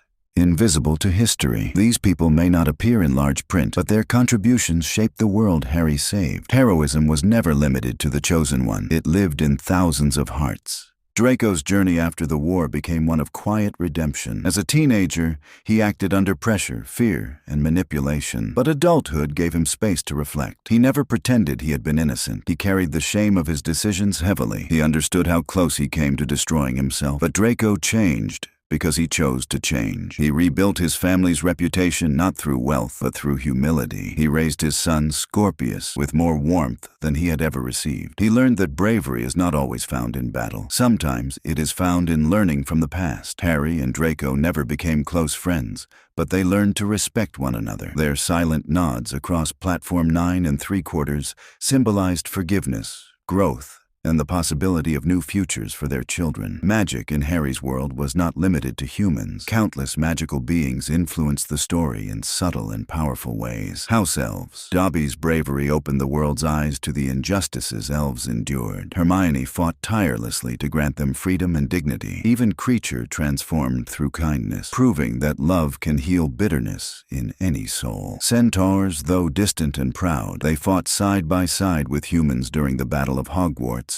showing that unity across species is possible when facing shared threats. Giants, once feared and rejected, some joined the resistance thanks to Hagrid's compassion, teaching that connection begins with understanding. Hippogriffs, dragons, phoenixes, thestrals, these magical creatures represented different emotional truths: courage, power, rebirth, and acceptance of death. The magical world thrived because of diversity, not despite it. Though the series focuses on battles and adventures, Harry's life was deeply influenced by the teachers of Hogwarts. Professor Sprout, her nurturing approach taught students to care for living things, even those that looked dangerous at first glance. Professor Flitwick, his patience and mastery of charms guided students with calm encouragement. Professor Trelawney, often dismissed, she still delivered a prophecy that shaped destiny. Professor Slughorn, he valued connections, sometimes too much, yet proved capable of great remorse and courage. Professor Filch, though strict and grumpy, he spent decades protecting the halls of Hogwarts with tireless dedication. Each adult contributed a lesson beyond the classroom. Lessons Harry carried for life. People often called Harry brave, but bravery wasn't his defining trait. His defining trait was selflessness. He consistently placed others before himself, not out of duty, but out of genuine care. He saved Ginny in the Chamber of Secrets without knowing her. He warned others about danger, even when he was mocked. He fought Dementors to protect Sirius. He risked being expelled to form Dumbledore's army for students' safety. He walked into death so others could live. His selflessness didn't come from prophecy. It came from choice, a choice made again and again in moments big and small, a choice that reflected the deepest truth of his character. Loss shadowed Harry's life since infancy, but with time, he developed a profound relationship with grief. He understood that loss never leaves. It becomes part of you, a silent companion that shapes your strength. He learned that remembering is a form of honoring, that healing doesn't erase the past, but makes space for it to exist peacefully. When Harry visited the graves of those he loved, he felt not sorrow alone, but gratitude. They had given him courage. They had given him love. They had given him the tools to build a better life. Loss didn't define him. What he did with that loss did. Harry's lightning-shaped scar, once a symbol of pain, destiny, and connection, slowly lost its sting. It no longer burned with warning. It no longer tied him to Voldemort. It became simply a mark, a reminder of survival. The fading importance of the scar reflected Harry's internal healing. It showed the world that trauma can change shape. It can shift from pain to memory, from threat to lesson, from burden to symbol. His scar no longer defined him. His choices did. Harry first saw Thestrals, skeletal winged horses, after witnessing Cedric's death. At first, he felt uneasy, even frightened, but later, he grew to understand the deeper meaning behind them. Thestrals can only be seen by those who have witnessed death and accepted it. They are a reminder that visibility comes from understanding, not avoidance. Harry's ability to see Thestrals symbolized his acceptance of mortality and the wisdom gained through suffering. Luna taught him not to fear what is different. Hagrid taught him that creatures deserve compassion, not judgment. Thestrals taught him that darkness does not always mean danger. This lesson stayed with him throughout life. Hogwarts remained Harry's sanctuary long after he graduated. He visited during holidays. He attended Quidditch matches. He shared tea with professors. He walked the halls at night when silence felt comforting. He watched new students discover magic for the first time, remembering his own astonishment. Even as an adult, the castle felt alive to him, protective, warm, familiar, a home that grew with him rather than trapping him in the past. Hogwarts wasn't just where Harry learned magic, it was where he learned belonging. The world spent years calling Harry the Chosen One, but as he grew older, he understood something profound. Destiny offers a path.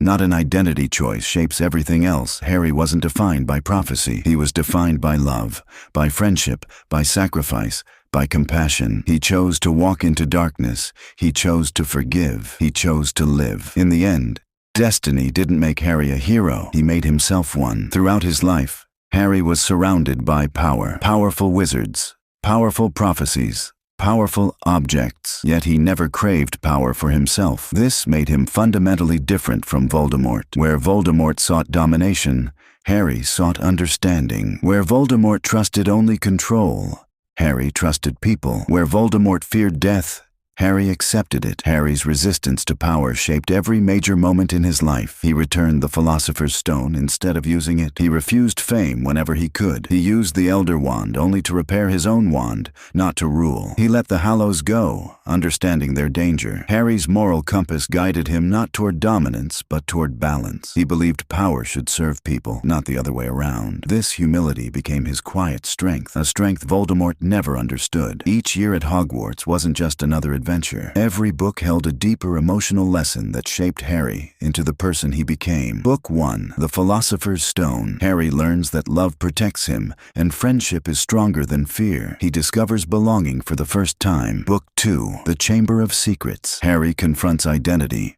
questioning whether he might be similar to Voldemort, but he learns choices define him, not abilities. Book 3, The Prisoner of Azkaban. Harry faces the past. He learns about family, betrayal, and forgiveness. He also discovers that fear can be fought with memories of joy. Book 4, The Goblet of Fire. The world becomes darker. Harry witnesses death, learns that innocence has a cost, and steps into a reality where childhood ends. Book 5, The Order of the Phoenix. Harry confronts anger, trauma, and loneliness. He learns that rebellion grows from truth, and grieving is not weakness. Book 6, The Half-Blood Prince. Harry understands sacrifice. He faces grief, loss of mentors, and the painful truth about Dumbledore's past. Book 7, The Deathly Hallows. Harry embraces responsibility, love, and destiny. He learns that true leadership is born from vulnerability and choice. These emotional arcs didn't just shape Harry, they shaped millions of readers. Each book held a mirror to real human experiences wrapped in magical adventures. The Weasleys represented everything Harry longed for as a child. Their home was imperfect,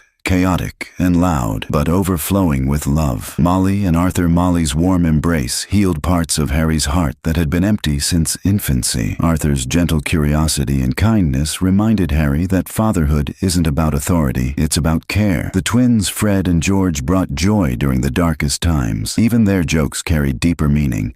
They taught Harry to laugh through pain. Bill, Charlie, Percy, and the others. Each sibling gave Harry a different sense of family. Strength, adventure, structure, and support. The Weasleys accepted Harry without hesitation, not as a symbol, not as a hero, but as a son. This love stabilized Harry through every challenge. At first glance, Quidditch seems like a simple sport, but for Harry, it held deeper emotional meaning. It was the first place he truly felt free. When he flew, he left behind fear, anxiety, and expectations. He became weightless, carried not by destiny, but by joy. Quidditch also gave Harry confidence he lacked as a child, a sense of belonging within Gryffindor, moments of triumph that taught him self-worth, community support that eased his loneliness. Every match wasn't about winning, it was about feeling alive. The broom beneath him became a symbol of the childhood he finally got to enjoy. Throughout the story, each house represented a different virtue. Gryffindor,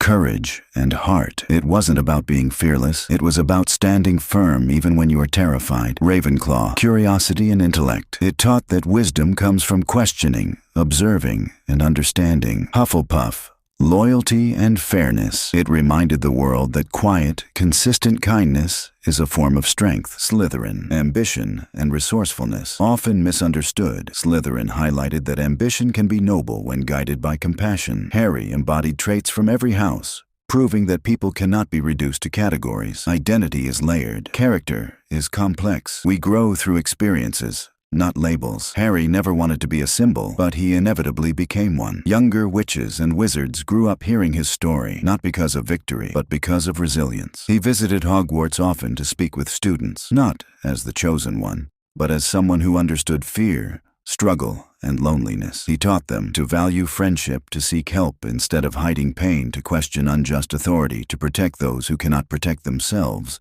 to understand that bravery appears in many forms. He inspired children not by telling them he was a hero, but by showing them that anyone can be brave. Dumbledore's legacy is filled with wisdom, brilliance, and mystery. But Harry eventually learned that the greatest mentors are deeply flawed. Dumbledore carried regrets that shaped his choices. He withheld truths out of fear. He loved Harry deeply but imperfectly. He guided him with compassion but also with heavy expectation. And yet, Dumbledore's presence in Harry's life was transformative. He taught Harry the value of love, truth, self-sacrifice, mercy, curiosity, courage, in silence. In the end, Harry forgave Dumbledore, not because he ignored the flaws, but because he understood them. Forgiveness is part of growing up. Every story has characters who don't fit neatly into boxes of hero or villain. Draco Malfoy, shaped by fear, family pressure, and insecurity. Not evil, just misled. Creature changed completely when treated with kindness. Proof that compassion can rewrite entire lives. Mundungus Fletcher, a flawed human being who, despite his mistakes, contributed in small ways. The Death Eater's children grew up carrying the weight of a legacy they did not choose. The Harry Potter universe teaches that people are complicated. They make mistakes. They learn. They change, they grow. Redemption is always possible. As Harry grew older, he embraced the gentle flow of time. He got wrinkles, scars softened, and his once untamable hair turned faintly gray. He became more patient, more reflective, more grateful. He enjoyed quiet mornings, long conversations, and watching his children build their own futures. He no longer felt the energy of youthful panic, the sense that danger lurked around every corner. Instead, he felt peace in knowing he had lived a life shaped by purpose and love. Growing older became a gift, one he nearly didn't receive. Harry cherished it with humility and joy. The Harry Potter story isn't about defeating evil. It's about learning who you are despite the darkness around you. It's about finding family when you feel alone, loving when you fear loss, standing up even when you shake, healing even when the past hurts, choosing hope when the world feels cold, believing in magic, not because of wands, but because of love. The real power of Harry's journey is emotional, not magical. It reminds every person, young or old, that courage grows in the moments we think we are weakest, and love remains the strongest force we have. The first generation, the one that fought Voldemort, carried memories of war in their bones. They remembered the screams, the losses, the hiding, the restless nights. But the next generation grew up in a world repaired by sacrifice. Harry's children, Ron and Hermione's children, Draco's son, and countless others were raised with stories not meant to frighten them, but to teach them resilience, humility, and compassion. The old prejudices dissolved slowly. Students who once separated themselves by blood status now sat together without the weight of their ancestors' mistakes. Children of former Death Eaters became friends with children from Muggle-born families. The walls that once divided society began to crumble. This generational shift created something new, a world where tolerance replaced fear, where education replaced ignorance,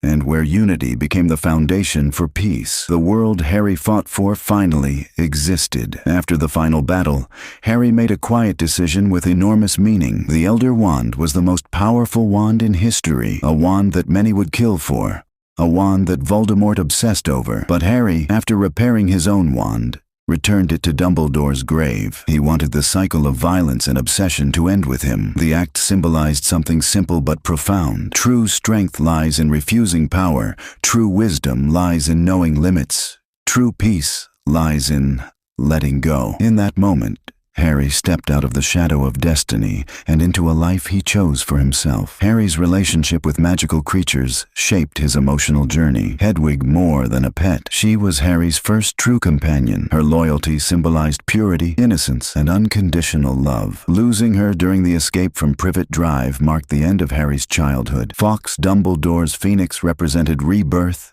healing, and hope. His tears saved Harry in the Chamber of Secrets, and his song carried comfort through the darkest times. Buckbeak, his trust taught Harry respect for magical beings and the importance of kindness. The Thestrals, these quiet, misunderstood creatures, taught Harry that experiencing loss opens invisible doors to deeper understanding. Each creature reflected stages of Harry's emotional growth, from innocence to grief, from acceptance to wisdom. After years of bitterness between Harry and Snape, the truth of Snape's life transformed everything. Harry took Snape's portrait into the headmaster's office at Hogwarts. He made sure Snape was honored as a hero, not hidden as a villain. He spoke publicly about Snape's sacrifices, how Snape saved his life countless times, how he protected him out of love for Lily, how his coldness masked grief. Harry didn't romanticize Snape's flaws. He simply acknowledged his humanity. Snape's legacy became a symbol of hidden courage, painful redemption,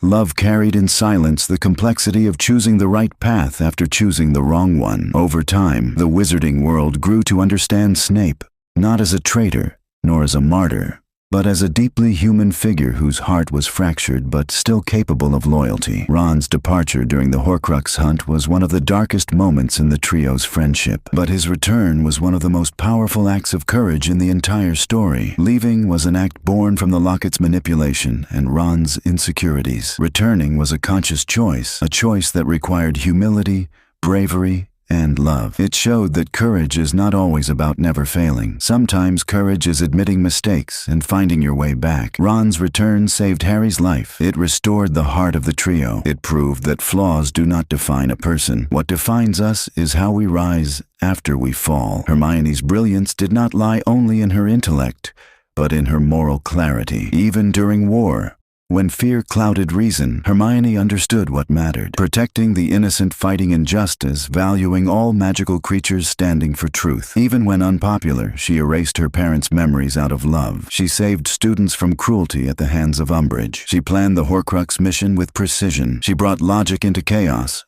grounding Harry and Ron at every step. Hermione's strength wasn't loud. It was steady, reliable, and deeply compassionate. Her emotional intelligence saved lives as much as her spells did. Though Ginny's role is smaller on the page, her emotional significance in Harry's life is immense. She understood Harry's trauma without making him feel broken. She supported him without overshadowing him. She loved him fiercely, but independently. Ginny's strength wasn't about being chosen. It was about choosing herself. She fought in the battle. She resisted tyranny under Snape. She grew from an insecure girl into a confident, fiery young woman. Her presence grounded Harry. Her laughter softened his edges. Her love helped him build a future beyond pain. Harry's walk to sacrifice himself remains one of the most emotionally powerful scenes in modern literature. Every step symbolized something greater: acceptance, courage, love, freedom. The end of a prophecy, the beginning of healing. He wasn't running. He wasn't trembling. He was choosing to save others, even at the cost of his own life. It was the opposite of Voldemort's fear-driven choices. Harry used love as strength. Voldemort used fear as a weapon. This contrast sealed Voldemort's fate long before the final duel. Wars fracture relationships, and rebuilding them takes time. Harry and Dudley eventually apologized for his childhood cruelty. Their relationship never became close, but it became respectful. They learned to see each other not as enemies, but as humans, shaped by difficult circumstances. Harry and the Malfoys, Lucius and Narcissa, complicated figures who made grave mistakes, still saved Harry's life when Narcissa lied to Voldemort. This one act of maternal love created a fragile bridge of mutual understanding between the families. Draco and the trio. Their past was painful, but adulthood allowed space for growth. They never became friends, but they became something quieter, understanding neighbors in a world healed by forgiveness. Reconciliation didn't erase the past. It allowed for a future. Decades after the war, Hogwarts remained filled with echoes of the trio's adventures. The corridors whispered stories. The portraits talked about past bravery. Students pointed out places where battles were fought. The room of requirement stayed dormant, like a sleeping guardian. Harry's children roamed the same halls he once did. Ron and Hermione's children sat beneath the sorting hat. The magic of Hogwarts lived on, not just in spells, but in memories. Every stone carried history. Every classroom carried hope. The castle itself became a symbol of resilience, a reminder that even when cracks form and walls fall, the foundation can remain strong. As a child, Harry survived because he had to. As a teenager, he fought because he was chosen. As an adult, he lived because he wanted to. His life's progression moved from fear to trust pain, to healing loneliness, to family destiny, to choice. This emotional evolution is what makes his story so powerful. It shows that trauma is not the end. It's the beginning of transformation. Harry became not the boy who lived, but the man who chose to live. The Harry Potter series speaks to every generation because it explores universal themes: the longing for belonging, the courage to stand alone, the heartbreak of loss, the warmth of found family, the resilience of hope, the danger of power without compassion, the triumph of love. It is a magical story rooted in deeply human emotions. That is why it remains globally loved, listened to, and shared. Harry's journey is not just a fantasy. It is a reflection of every person who has faced fear, found love, and chosen hope. One thing often overlooked about Harry's story is that every battle, big or small, was fought not for glory, but for simple human needs: safety, belonging, freedom, love. Even the grandest confrontations were rooted in deeply personal emotions. The first time Harry faced Voldemort, he was protecting the school that finally felt like home the second time. He wanted to save a friend the third time. He fought because a boy his age died beside him the last time.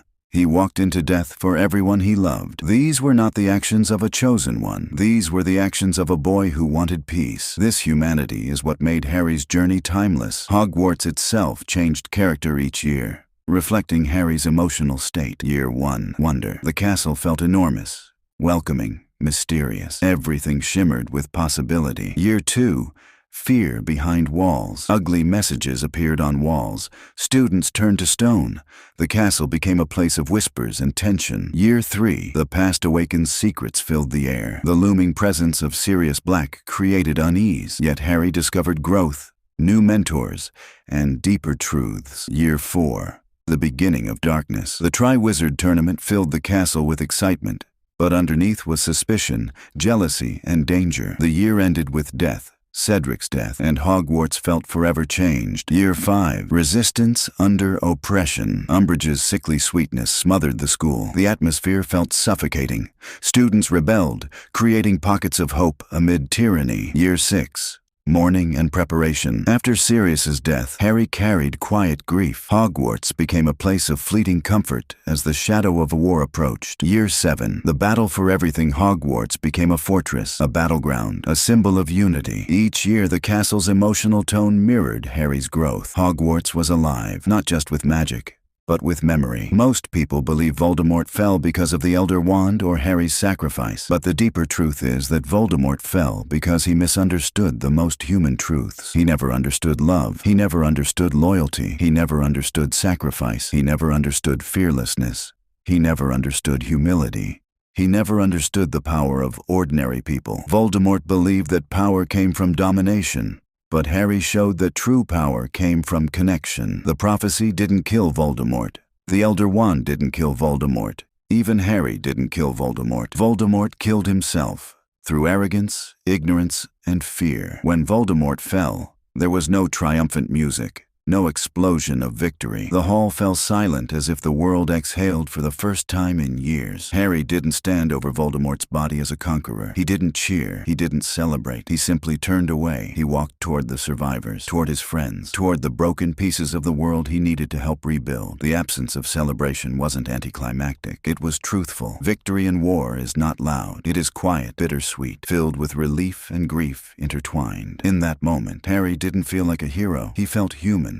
And that was enough. War leaves behind silent grief, the kind that stays hidden under smiles and laughter. George's heartbreak. Every time George laughed, it carried a shadow, because Fred was missing from that sound. Harry's quiet mourning. He lost parents, a godfather, mentors, friends. His grief lived inside him as a soft ache. McGonagall's sorrow. She saw generations of students she loved suffer and fall. Andromeda Tonks's loneliness. She lost her daughter and son-in-law, becoming the sole guardian of baby Teddy. Ginny's suppressed fear. She nearly lost Harry more times than she could count. Grief didn't end with Voldemort's fall. It lingered, it softened, it shaped lives quietly, but none of them allowed grief to harden their hearts. They healed, slowly, with love. Characters like Molly, Arthur, Lupin, Tonks, and McGonagall fought not just out of duty, but out of the desire to protect the next generation. The pain of seeing history repeat itself. The hope that children would grow without trauma. The memory of past wars. The fear of losing loved ones again. Their fight was emotional,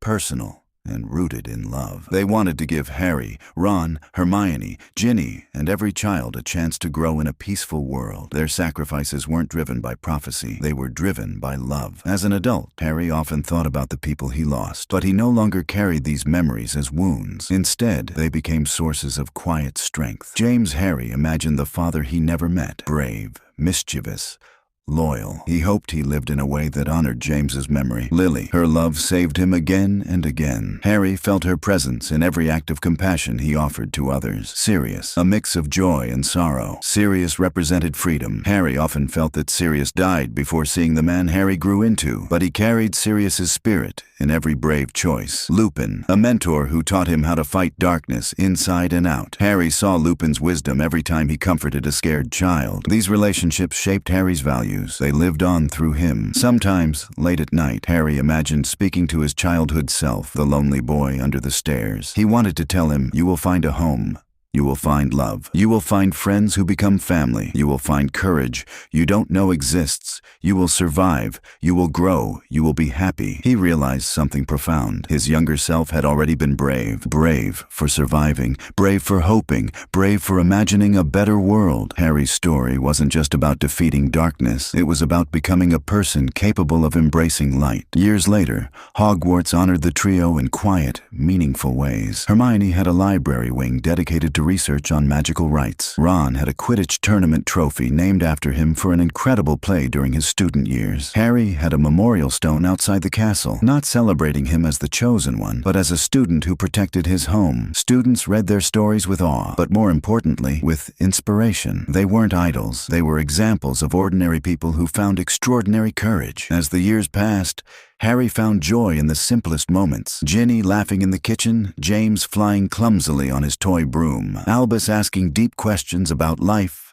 Lily running across the garden barefoot, Ron dropping by unexpectedly with pastries, Hermione organizing dinner parties filled with warmth, Hagrid gifting oversized toys to the children, McGonagall sending letters written with stern affection. Harry learned that real magic wasn't in spells at all. It was in these fleeting, gentle moments. He lived, truly lived. After growing up in pain, he embraced laughter. After fighting through darkness, he embraced light. After surviving death, he embraced life. The boy who lived became the man who lived well. Not because he was famous, not because he was powerful, but because he allowed himself to love, to heal, and to hope. And that, more than any spell cast in Hogwarts, is the greatest magic of all. The hunt for Horcruxes was not just a physical journey across forests, lakes, and ancient ruins. It was an emotional journey through the darkest corners of fear, insecurity, and identity. The Horcruxes each exposed something painful within the trio. The locket. It whispered every insecurity Ron ever had. It magnified Harry's guilt. It rattled Hermione's certainty. The locket turned silence into doubt,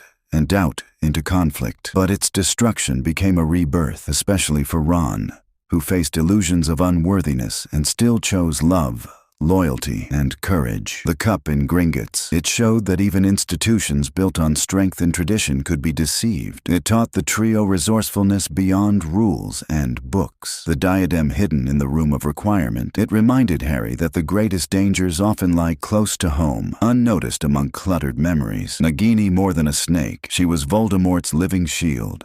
A final reminder that evil can disguise itself as something elegant, beautiful, or deceptively simple. Destroying the Horcruxes was destroying pieces of Voldemort's soul, but symbolically it was also destroying pieces of fear. When Harry held the Resurrection Stone in his palm, he didn't use it to bring people back permanently. He didn't try to reverse fate. He didn't once ask for their help in battle. He simply wanted to walk with love beside him. Lily, James, Sirius, Remus, they came not as ghosts, not as an army, but as silent comfort. The stone did not give Harry power, it gave him peace. The Resurrection Stone symbolized something profound. The dead do not return, but love does. Memory does influence. Does it allowed Harry to walk into death without fear, supported not by magic, but by connection. War robbed many characters of the childhoods they deserved. Harry grew up in a cupboard. Neville grew up without parents who could recognize him. Draco grew up under the pressure of a dangerous family legacy. Ginny grew up watching her brothers face mortal danger. Luna grew up without a mother. Hermione grew up torn between two worlds. The war left scars on teenagers who should have been worried about exams and crushes, not survival. But what makes their story so powerful is how they reclaimed their futures. Neville became a beloved professor. Luna became a naturalist,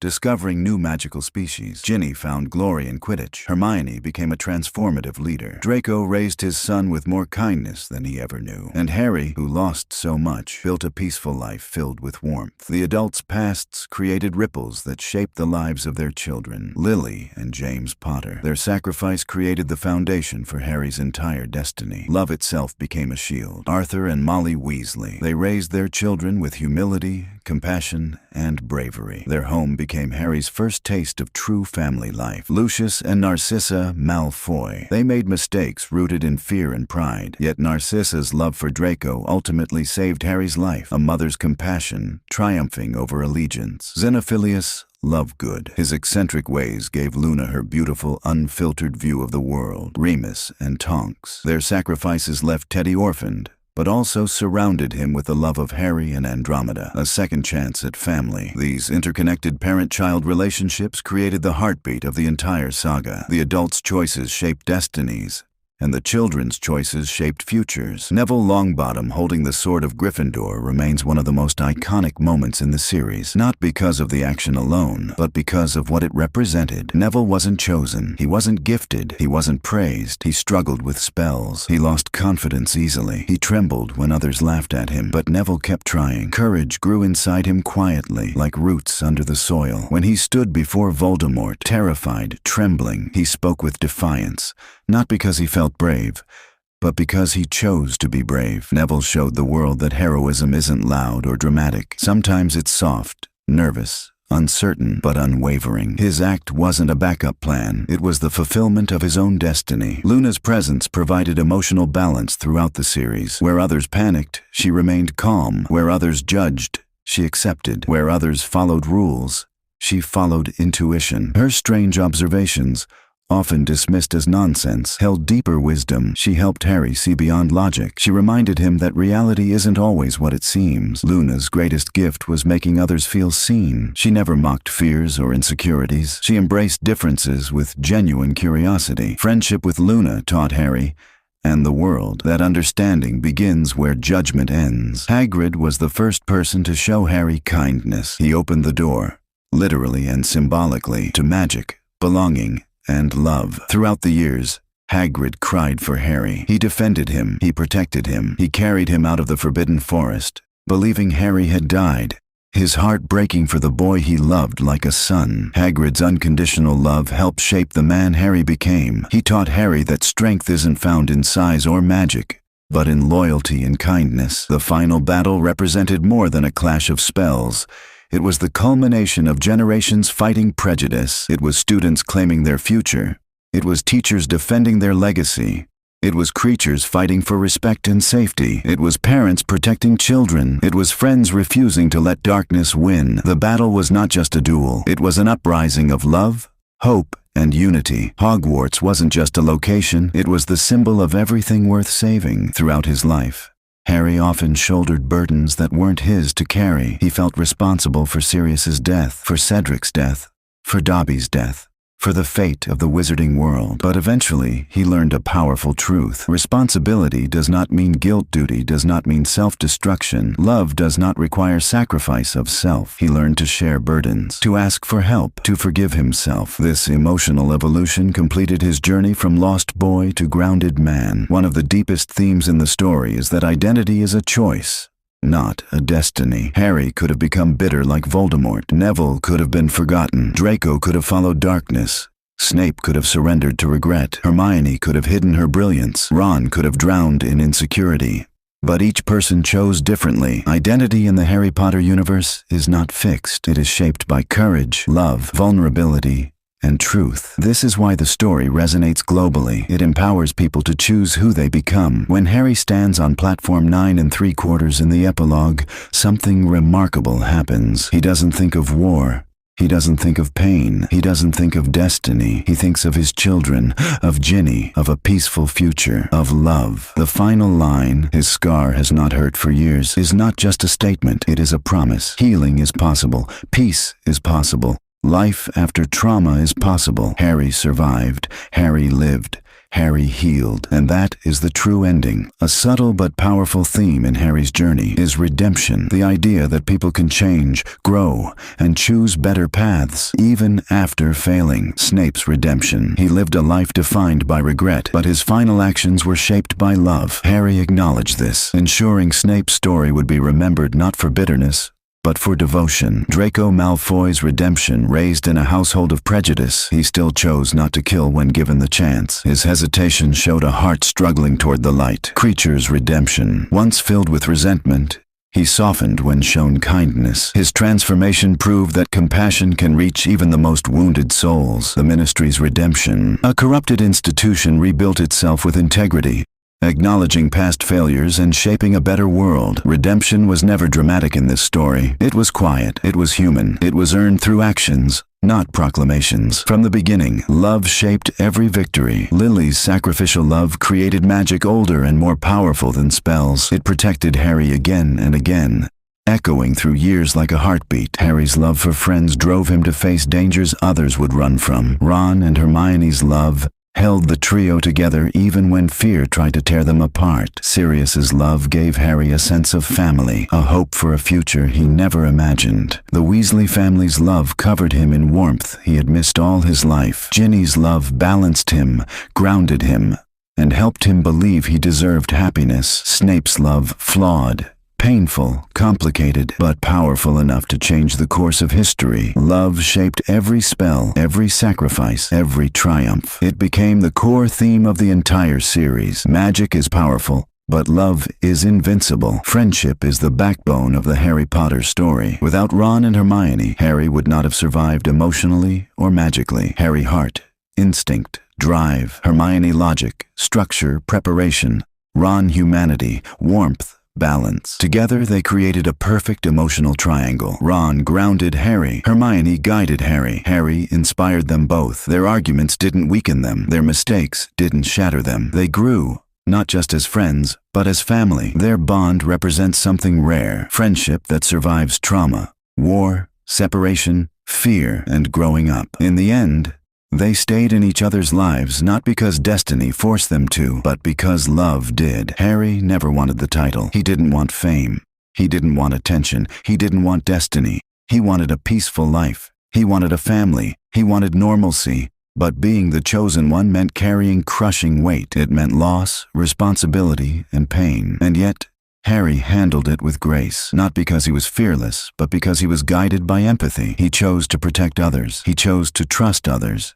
He chose to accept help. He chose to face death with open eyes. Being the chosen one wasn't about killing Voldemort. It was about choosing love over fear, again and again. Hogwarts teachers were more than instructors. They became parental figures, protectors, mentors, and emotional anchors. McGonagall taught fairness, discipline, and courage. She never showed favoritism, but her pride in Harry was silent and sincere. Lupin taught compassion, resilience, and the ability to face inner darkness. Snape taught that courage doesn't always look noble, and love doesn't always look gentle. Dumbledore taught wisdom, patience, and the heavy cost of making complex choices. Teachers created the moral fabric of Hogwarts. They weren't perfect, but they cared, and their care shaped every step Harry took. Voldemort was terrifying, ruthless, and merciless. But beneath the horror was a tragedy. He was a child born from manipulation, a boy raised without love, a young wizard curious but misguided, a man consumed by fear of death. His downfall wasn't caused by Harry's power. It was caused by his own emptiness. He couldn't love, he couldn't trust, he couldn't sacrifice,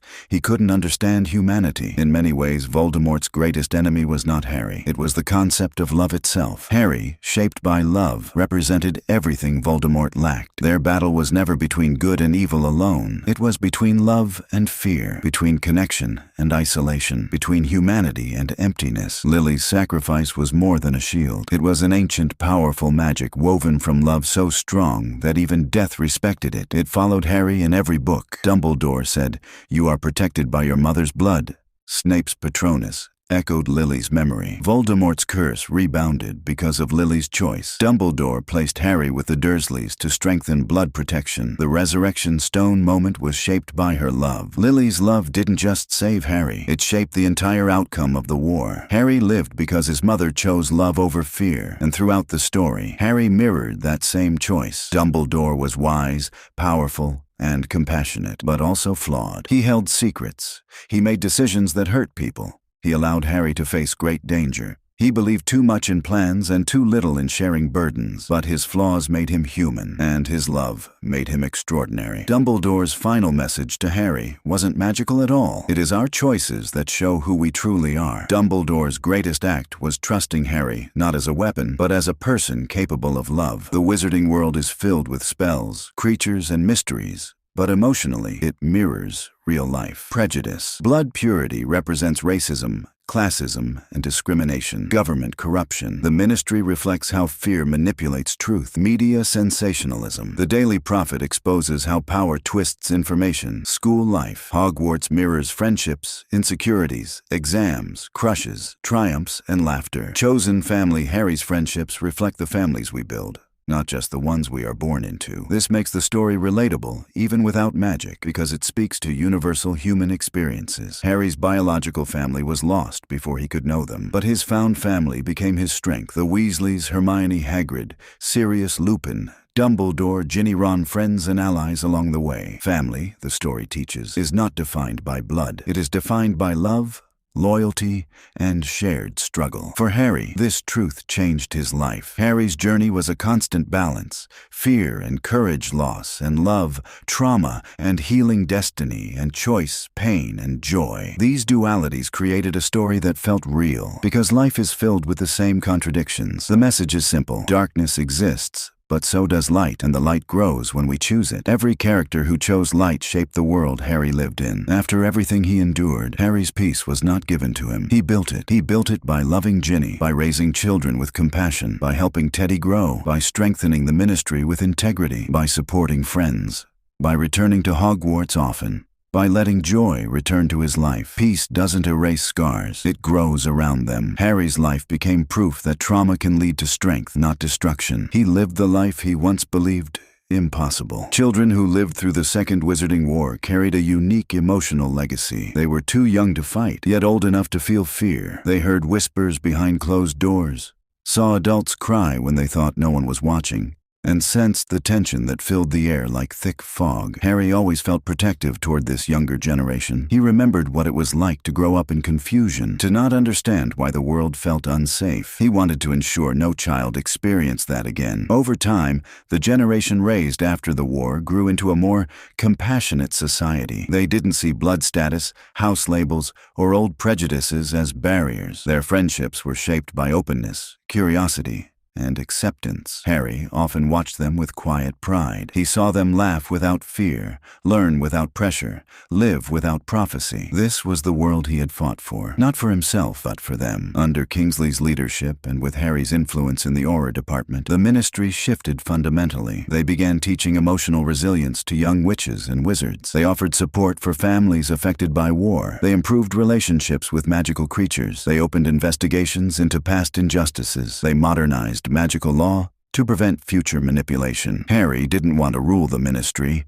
He wanted to fix it. He helped create a department focused on magical trauma recovery, a place where people could talk freely, seek help, and learn to heal. It was one of Harry's quietest contributions to the wizarding world, yet one of the most meaningful. Forgiveness is perhaps the most underrated theme in the Harry Potter series. Harry had to forgive many people, not to forget what happened, but to free himself from the weight of anger. Forgiveness toward Dumbledore, for keeping secrets, for placing heavy expectations on him, for treating him like a piece in a much larger plan. Harry forgave him because he understood Dumbledore's pain and flaws. Forgiveness toward the Dursleys, not because they deserved it, but because Harry deserved peace. Forgiveness toward Draco, because Draco had been a scared boy, shaped by his upbringing. Forgiveness toward Snape, because love, even in its most painful form, deserved recognition. Forgiveness in Harry's world didn't erase the past. It softened it. It allowed healing. It opened the door to understanding. Not all scars are visible. Harry's internal scars, nightmares, loss, the heavy responsibility of memory. Ron's internal scars, fear of inadequacy, moments of regret, the memory of running away, and the courage to return. Hermione's internal scars, the guilt of erasing her parents' memories, the weight of being the planner whose decisions carried risk. Ginny's internal scars, the trauma of possession by Tom Riddle, the fear of losing loved ones again. The Weasleys' internal scars, a hole in the family where Fred once stood. War reshaped them all, but it did not break them. Instead, they grew stronger, more empathetic, more determined to protect future generations. Sometimes Harry visited Godric's Hollow alone, especially around Christmas. He walked through snow-covered paths. He stood before the house where everything began. He traced the names of his parents on the gravestone. He spoke softly, even though no one was physically there. He talked about his children, about Ginny, about Ron and Hermione, about peace, about healing, about the life he built. These moments weren't filled with sadness, they were filled with connection, the quiet comfort of knowing that love doesn't fade after death. Harry never felt alone in Godric's Hollow. He felt guided. Even in adulthood, Harry maintained strong relationships with several Hogwarts professors. Professor McGonagall, she became a grandmother figure to his children. She checked on Harry during difficult times. She wrote him letters filled with gentle scolding and quiet love. Professor Flitwick, he invited Harry to lectures about charm evolution, surprising him with how proud he was of Harry's achievements. Horace Slughorn often sent Harry notes boasting about being his former professor and occasionally inviting him for mead to reminisce about old days. Hagrid remained a constant in Harry's life, a living symbol of unconditional love. Hogwarts wasn't just a school for Harry, it was an extended family, a network of people who shaped who he became. For years, Ron battled insecurities, overshadowed by talented siblings, overshadowed by Harry, overshadowed by Hermione's brilliance. But adulthood brought clarity. He realized he didn't need to measure himself against anyone. He didn't need to be the best to be valuable. He didn't need a title to be important. Working at Weasley's Wizard Wheezes awakened his creativity. He discovered that humor was a gift, not a distraction. He learned to support others without losing himself. Ron's growth is one of the most beautiful arcs in the story, a quiet evolution toward confidence and self-worth. Hermione's brilliance expanded into purpose. She pushed for elf rights. She fought for fair laws. She improved the education system. She championed equality across magical creatures. Her mind shaped the rebuilding of society. Her compassion shaped its future. She didn't seek recognition. She sought progress. Hermione taught the world that brilliance is not about knowing everything. It is about using knowledge to uplift others. Ginny's strength blossomed after the war. She became a talented Quidditch player, fearless, sharp, quick. Later, she became a respected sports journalist, using her voice to advocate for fairness in magical sport and to highlight young talent. She raised her children with firmness and warmth. She supported Harry without enabling his anxieties. She was his equal, strong, independent, and wholehearted. Ginny's life showed that surviving trauma can lead to incredible resilience. Harry never wanted to be an instructor at Hogwarts, but he did want to guide young witches and wizards who struggled with anxiety, fear, or identity, the same way he struggled as a child. He visited the school regularly. He listened. He encouraged. He gave advice born from experience, not theory. Every student who met Harry came away feeling seen, valued, and understood. This was perhaps Harry's greatest contribution to the wizarding world. Not defeating Voldemort, not being the chosen one, but helping the next generation believe they matter. The world Harry, Ron, and Hermione built wasn't perfect, but it was hopeful. Their decisions shaped new laws, new education, new alliances, new values, new generations. They didn't create a flawless world. They created a better one. A world where love matters, friendship saves bravery, is quiet, trauma can heal, unity is power, kindness is lasting. Their influence outlived prophecy. It became a legacy of love. Harry's happiest moments were the simple ones. Reading a book by the fireplace with Ginny curled beside him, playing in the backyard with James, Albus, and Lily, laughing with Ron over old memories, helping Hermione calm down when she overthought, sitting with Hagrid under the stars, drinking tea, walking through Diagon Alley at night. These quiet, ordinary moments were the moments he once thought impossible. Harry didn't need adventures anymore. He didn't need battles. He needed this, a peaceful life surrounded by love. Harry's journey didn't end with Voldemort's fall. It ended when he found peace in his heart, when he understood that he didn't need to be perfect, when he accepted that he could live without fear, when he embraced love without hesitation, when he stopped carrying the weight of destiny, when he learned to smile without guilt. Harry Potter's story is not about being chosen. It is about choosing again and again to move toward light. That choice saved the world. That choice built his family. That choice gave him the life he deserved. Every major sacrifice in the series carried emotional weight far beyond the moment itself. Lily and James Potter. Their sacrifice became the foundation of Harry's life, an act of love so powerful it changed the structure of magic. Sirius, Black Sirius, sacrificed freedom, reputation, and ultimately his life because he believed deeply in Harry's right to have a family. Dumbledore. He sacrificed his dignity, his reputation, and even manipulated events knowing death awaited him because he saw the bigger picture.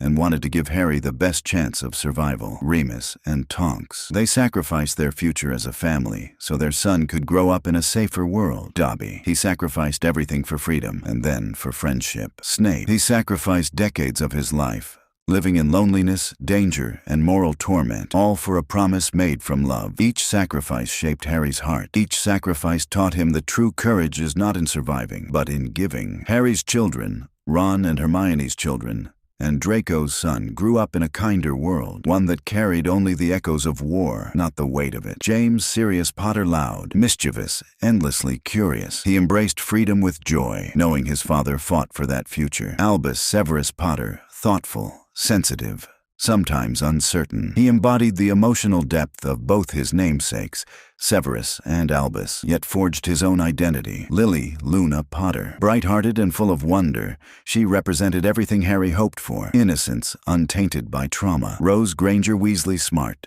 determined, confident. She carried Hermione's brilliance and Ron's wit. Hugo Granger Weasley, gentle and observant. He absorbed the world with quiet curiosity. Scorpius Malfoy polite, kind, and unexpectedly compassionate. He became the proof that children are not bound by their parents' mistakes. This new generation wasn't shaped by fear. They were shaped by love, unity, and possibility. To Harry, this was the real victory. After the war, a subtle shift occurred in the relationship between wizards and muggles. The wizarding world became more open-minded, more willing to integrate, more willing to learn, more curious about non-magical life. Harry often reflected on how different his childhood might have been if magic and muggle worlds were more connected. He supported policies that encouraged cooperation, understanding, and respect between the two worlds. The story reminded everyone that ignorance breeds fear, and fear breeds violence. But knowledge builds bridges. Certain grudges had lasted for decades, but time, healing, and maturity softened hearts. Harry and Draco. Their rivalry faded into mutual respect. A nod on the platform became a symbol of forgiveness. Hermione and the pure-blood elite. Her brilliance and leadership broke stereotypes and won admiration even from those who once doubted her worth. Ron and his insecurities. Ron learned to see himself not as a sidekick, but as a hero in his own right. Snape's memory and reputation. Harry ensured Snape was recognized for his sacrifices, creating closure for a man whose life had been lonely and misunderstood. Closure doesn't erase the past, but it frees the heart to move forward. Harry's survival, the boy who lived, was not divine miracle or luck. It was a chain of human choices, small acts of love, and moments of courage that built upon each other. Lily's protection, Hagrid's compassion, Ron and Hermione's loyalty, Dumbledore's guidance, Snape's promise, Sirius's devotion, the Weasleys' acceptance, Neville's bravery, Ginny's strength, Hogwarts' protection. It was a web of love that carried Harry through every impossible moment. Harry didn't survive because he was chosen. He survived because he was loved. Voldemort feared death more than anything, and that fear shaped every choice he made. He split his soul to avoid mortality. He manipulated others to maintain control. He attacked children and innocents because he feared vulnerability. He hid behind prophecy because he feared uncertainty. But Harry understood death. He accepted it. He faced it without running. Voldemort's real defeat happened long before the final battle. When Harry accepted mortality, when Harry chose love over power, when Harry sacrificed himself. Voldemort died because he could not understand the very thing that gave Harry strength. Their bond evolved with time. There were fewer adventures. No dragons, no curses, no Death Eaters, but their emotional connection deepened. They supported each other through marriages, children, career changes, loss, joy, growth. They celebrated birthdays together. They spent holidays as one big extended family. They welcomed each other's children with affection. Friendship became quieter, wiser, richer. The trio grew older, but they never grew apart. Happiness didn't come to Harry all at once. It arrived slowly, in small gestures, in warm mornings, in gentle laughter, in quiet evenings. He realized that happiness was not something he had to fight for. It was something he had to allow. His life no longer revolved around survival. It revolved around love. Happiness for Harry was holding his child in his arms, listening to Ginny hum while making tea, seeing Ron's grin, hearing Hermione explain something with excitement, receiving a letter from McGonagall, watching snow fall on Christmas morning, walking down Diagon Alley without fear. These simple moments became his treasure. In adulthood, Harry made peace with the boy he used to be. He accepted the fear, the confusion, The loneliness, the mistakes, the trauma. Instead of pushing those memories away, he learned to integrate them. He understood that his younger self had done the best he could, that his pain shaped his empathy, that his scars shaped his wisdom, that his losses shaped his love. Harry came to see his past not as a burden, but as a foundation. It made him who he became, a good man, a loving father, a loyal friend, a compassionate leader. His past no longer hurt him. It guided him, softly, gently, wisely. The real reconstruction after the war wasn't physical, it was emotional. The wizarding world rebuilt itself from trust, unity, forgiveness, understanding, compassion. People shared their stories openly. Support groups formed. Hogwarts introduced emotional education. Magical creatures were treated with respect. Old divisions dissolved slowly but steadily. Harry didn't create this new world alone. Everyone contributed. But Harry's journey, the pain he overcame, the choices he made, lit the spark. His story became a reminder that trauma can lead to transformation. This simple line holds enormous emotional depth. It doesn't mean the world became perfect. It doesn't mean people never felt fear again. It doesn't mean all pain vanished. It means life continued with hope. Love endured. Peace was earned, wounds healed. The next generation grew safely. Trauma did not define them. Harry finally lived the life he longed for.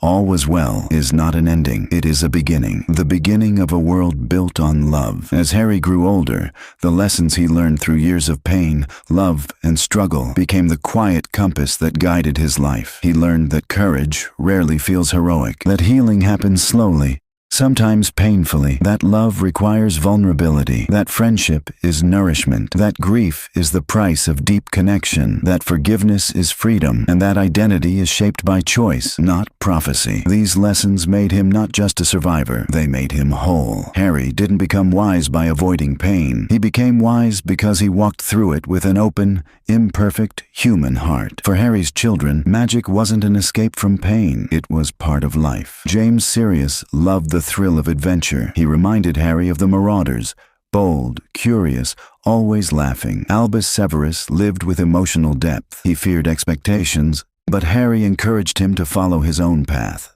not his father's. Lily Luna filled every room with warmth. She possessed Lily Potter's compassion and Ginny's fire. Harry watched them grow with a tenderness he never experienced in his own childhood. He made sure they never felt alone, never felt unloved, never doubted their worth. Being a father healed the wounds he once believed were permanent. The wizarding world shifted from a place bruised by prejudice to a society shaped by reflection and change. It wasn't perfect. No world is, but it became gentler. Muggle-born children were no longer targets of hatred. House elves received new protections and respect. Giants, goblins, and centaurs were invited to the table. Children grew up learning about the past not to fear it, but to understand it. People no longer whispered Voldemort's name in terror. They spoke it with a sober understanding of history. Fear lost its power. Love found its voice. As the years passed, Harry became the quiet guardian of memory. He visited graves. He told stories. He honored the fallen. He kept the truth alive, not out of sorrow, but gratitude. Every year on the anniversary of the Battle of Hogwarts, he walked the grounds in silence, not to relive trauma, but to honor courage. He touched the stones that marked where friends fell. He whispered names. He let himself feel everything, gently, without shame. Remembering didn't hold him back. It grounded him. It connected him to love that never faded. The Harry Potter series resonates globally because it blends fantasy with emotional truth. It teaches children that courage grows with small choices. It teaches teenagers that identity is not destiny. It teaches adults that healing is possible, even after deep pain. It teaches everyone that love is the strongest magic we have. People don't return to this story because of spells. They return because they see themselves in Harry's longing for belonging, in Hermione's fear of failure, in Ron's insecurities, in Neville's growth, in Luna's uniqueness, in Draco's struggle with identity, in Snape's quiet grief. The world of Hogwarts feels real because its emotions are real. As adults, Harry, Ron, and Hermione didn't face Dark Lords anymore, but their friendship remained a refuge. They met often, sometimes planned, sometimes spontaneous. Dinner at the Burrow, late-night chats at Harry's house, holidays spent together, letters exchanged during busy weeks, visits to Hogwarts that ended with warm tea in McGonagall's office. Their bond matured into something deeper than adventure, a steady, comforting presence in each other's lives. They no longer needed to rely on each other for survival. They relied on each other for belonging. That is the quiet beauty of growing older with the same people who saw you through your darkest years. Ginny understood Harry's silences. She knew when he needed to talk and when he needed quiet. She recognized the distant look in his eyes when memories surfaced and held his hand until the moment passed. Her presence reminded Harry that he was allowed to live a life of joy, not duty. She celebrated small wins with him. She teased him out of anxiety. She believed in him even when he doubted himself. Their love wasn't dramatic. It was honest, equal, steady, and deeply healing. Ginny helped Harry turn survival into living. Hermione continued to blaze forward with passion and vision. But she also learned the importance of slowing down, of enjoying life, of forgiving herself for not having all the answers. Her home became a warm place filled with books, love, and conversations that stretched into the night. She raised her children with the same openness and curiosity she brought to the world. Hermione taught Harry, and everyone around her, that intellect becomes true wisdom only when paired with compassion. Ron's humor, warmth, and emotional openness became the glue that held his family and friends together. He didn't seek fame. He didn't seek power. He sought happiness and found it. Ron laughed loudly, loved fully, lived freely. He proved that ordinary goodness is extraordinary, that kindness can be heroic, that joy can heal. Ron's emotional presence balanced Harry's intensity and Hermione's intellect, making the trio feel complete even decades later. Monuments were built, books were written, stories were passed on, but the wizarding world chose to remember the war not through fear, but through education and empathy. Hogwarts added memorial plaques. Students studied history with emotional awareness. Families visited war sites as reminders of the cost of hatred. The past became a teacher, not a shadow. Harry's generation ensured that their children learned the truth, that unity protects that prejudice, destroys that courage comes in many forms, that love outlives darkness. It was a gentle but powerful legacy. The defining trait of Harry Potter is not bravery, magic, or strength. It is love. Despite neglect, despite trauma, despite loss, despite burden, Harry found the capacity to love fully. Friends, mentors, children, partners, and even those who once caused him pain. His ability to love without fear is what made him extraordinary. It's what separated him from Voldemort.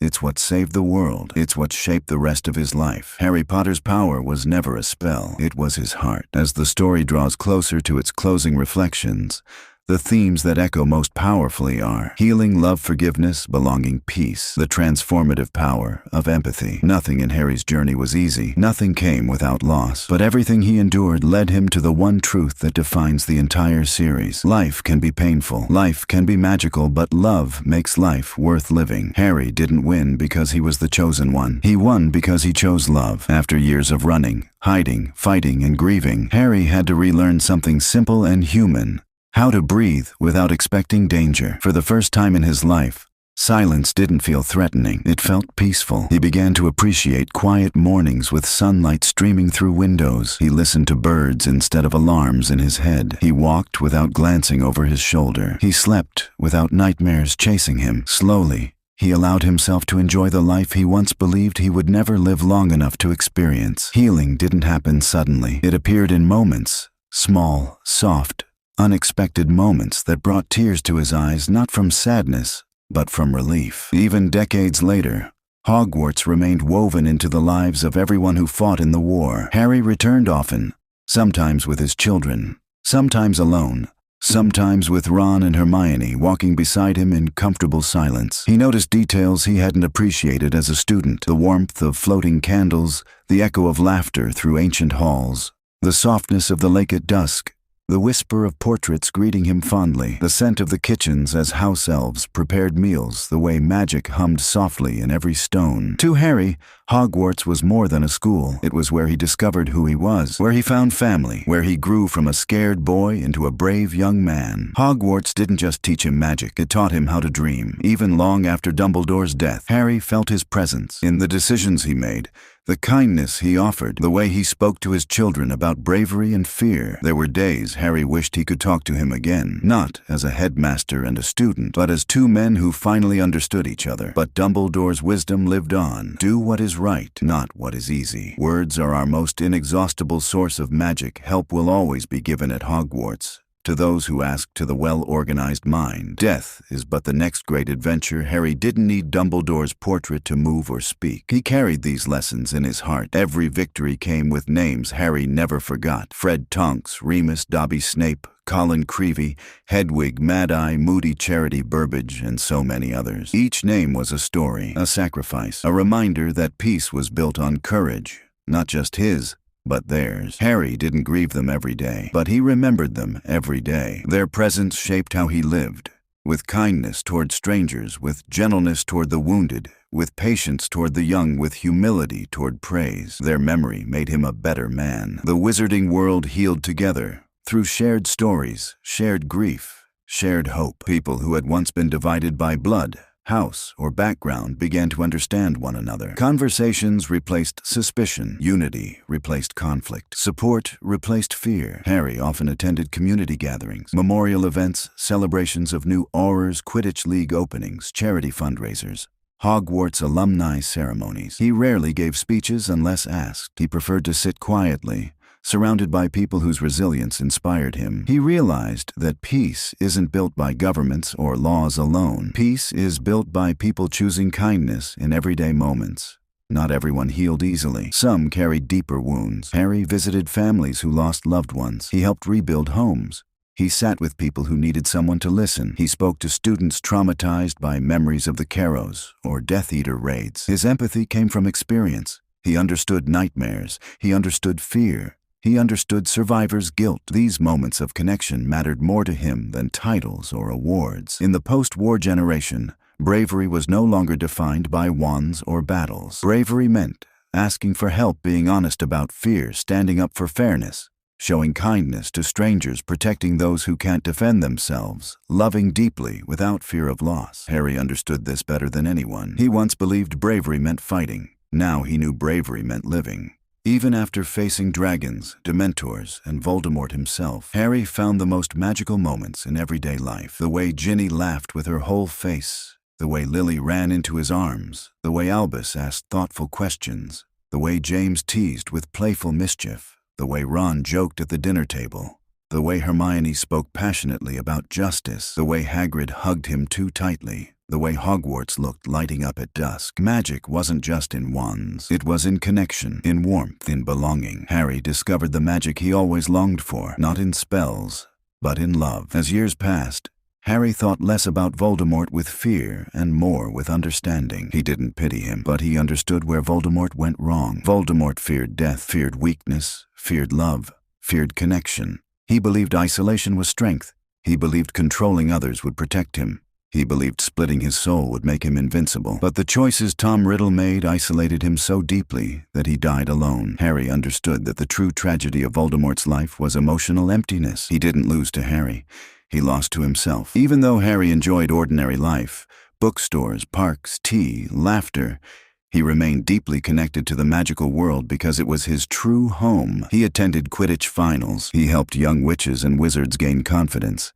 He collaborated with Hermione on laws protecting magical creatures. He supported Hagrid's care for new species. He trained Aurors with compassion, not fear. Harry didn't fight wars anymore. He built futures. His presence became a gentle reminder of the past, not a warning, but a symbol of resilience. Harry's life settled into something beautifully ordinary. He wasn't the chosen one anymore. He wasn't the center of prophecy. He wasn't the boy destined to die. He was a husband, a father, a friend, a mentor, a survivor, a man learning to be whole. People still looked at him with admiration, but Harry slowly realized something. He didn't want to be a legend. He wanted to be a person, and he became one. Kind, humble, steady, deeply loving. As Harry entered middle age, he often found himself sitting quietly in his garden during warm evenings, listening to the sounds of his children playing or the soft wind rustling through trees, and he reflected on his journey, the pain, the love, the loss, the triumph, the silence,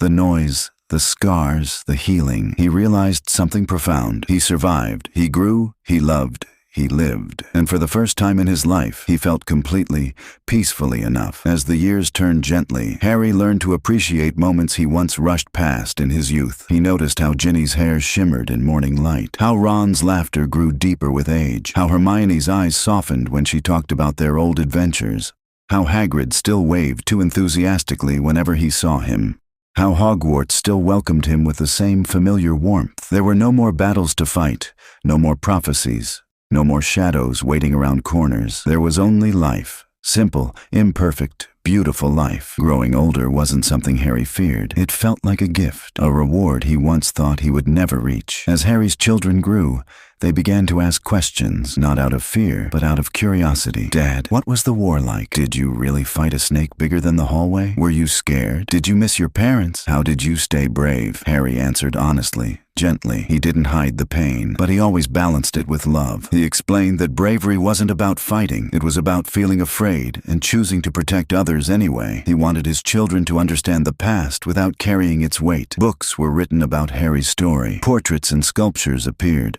Articles and interviews resurfaced every anniversary. But Harry didn't care for fame. He cared for meaning. He was glad when people remembered friendship, teamwork, sacrifice, unity, love, because that was what truly won the war. People from all over the magical world wrote to him, not just to praise him, but to share how his journey gave them courage in their own struggles. Harry kept every letter, not as trophies, but as reminders of human connection. Fatherhood became Harry's most healing journey. He watched James grow bold and mischievous, and he smiled because it reminded him of Sirius. He watched Albus wrestle with identity and fear, and he understood him deeply, helping him navigate every emotion. He watched Lily run through the house laughing, and he felt warmth in his heart every time she called him Dad. Harry didn't just raise children. He raised them with tenderness, with stability, with love he never received as a child. He became the father he always wished for, gentle, present, patient, protective, and kind, and that healed him more than any spell ever could. One cool autumn afternoon, Harry walked through Hogwarts alone. The castle was unchanged,